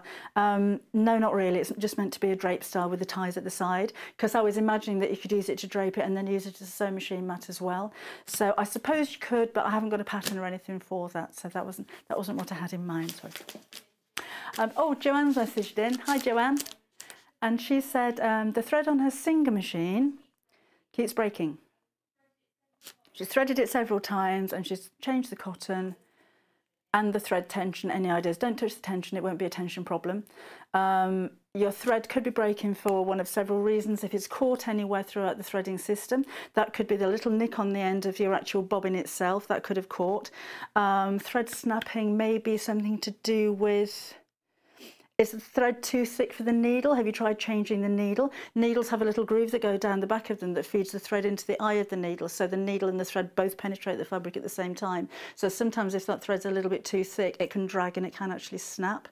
But it won't be a tension problem. A tension problem will be if your thread nests underneath your fabric, and it'll never be the bottom tension. You never need to touch that. So try changing your needle, put the tension back to its factory default, which is normally the one that has a line through it, and just check the threading system, just check that everything's moving smoothly as it goes through the machine. If that doesn't work, then get in touch with Singer. Singer, are they based in Wales, Singer? I can't remember. But they will have a helpline, so they should be able to help you out there as well. If you do have any questions like that, we have Sewing Street Surgery. We ought to open some more shops on Sewing Street, haven't we? I did see a message asking for a knitting corner. I don't think we'll see Knitting Corner on Sewing Street, but you might see Knitting Avenue at some point. Did I say that out loud? That's a long way down the line. But if you do have any questions like that, surgery is open on the first Monday of the month, so the next one is going to be a week on Monday, which is the 4th of May. It'll be at 9 o'clock, so it's the middle one of the 3 live shows, and that's an hour that I spend answering your questions. So questions like that, if you have any kind of issues or problems, send your questions into our Facebook page beforehand, because if I do need to go out and buy any fabrics or get any tools in for you, it gives me time to do that. If you want anything demonstrating, if there's something on your sewing machine you're not sure what this stitch does or that stitch does, or you've seen a tool that you might think is useful and you want to share that with everybody else, or you don't know how to use it, then send your messages into Facebook. Hayley B, who's in charge of our Facebook page and marketing, will then forward them to me so we can get your questions answered. So May the 4th. I'm not going to say May the 4th be with you, and there will be nothing Star Wars on the show at all. Right, let's have a look at our silver bundle. You have seen this one before and it was really, really popular, but we do have some left. And again, look at that palette. Isn't that gorgeous? I love greys. I think they're really classy colours that don't argue and interfere with other colours. And I think particularly if you've got lemons already, and I'm thinking home decor or dressmaking, or if you've got plain lemons, that would really pick out the lemons in a lot of these fabrics. But they've also got that deep red, which they're calling crimson. I don't know why. 4.5 metres here for your £69.99. So this is Ditzy Flowers on Vines, all close budding vines on stone, and then we have budding vines on white, which is an off-white, and then this is a really lovely one. So I'm going to open it out a little bit to show you because you can't see the detail when it's folded up. It's a collage. So you've got the birds, there's musical notes, there's script, there's flowers. It's a really, really busy print, but it really works. That's another one of those that looks like a tapestry kind of thing, a really traditional kind of design. And then we have, this one's got a script behind it. So Flourish script on red berry. And the print behind there again is printed to look like linen, which is a really nice look. And then we have the Flourish script on white, which is cream. And then there's a Flourish script yellow on white. That's really subtle. This one goes so well with that crimson. So Romantic Blooms porcelain on natural. And then we've got the small flowers on stone, rosebuds on stone, and then trellis on stone, on silver, sorry. Each at £7.49, so available in the bundle. You'll save a couple of pounds if you order the bundle, or you can go for by the half metre if you wanted to order meterage. So have a look on the website for more details there, because we're running out of time, so I'm flicking through quite quickly. We have the blues. Well, we don't. We're very happy this morning. Oh, I love Sunday morning sewing. Let us take a look at the complete bundle to start with. Again, available individually. And they're pretty. I've actually been... Oh, no, I can't tell you. So we've got... I tend to open my mouth far too much on air. They're putting some nice kits together using some of this fabric, which I chose myself. So we've got the flowers on the duck egg background, which has like a shadowing to it. So it has a lovely texture. And then we have the budding vines on light blue. That's the one with a collage. So it's got birds and butterflies. There's a lot going on there. So ephemera collage. And then budding vines on script.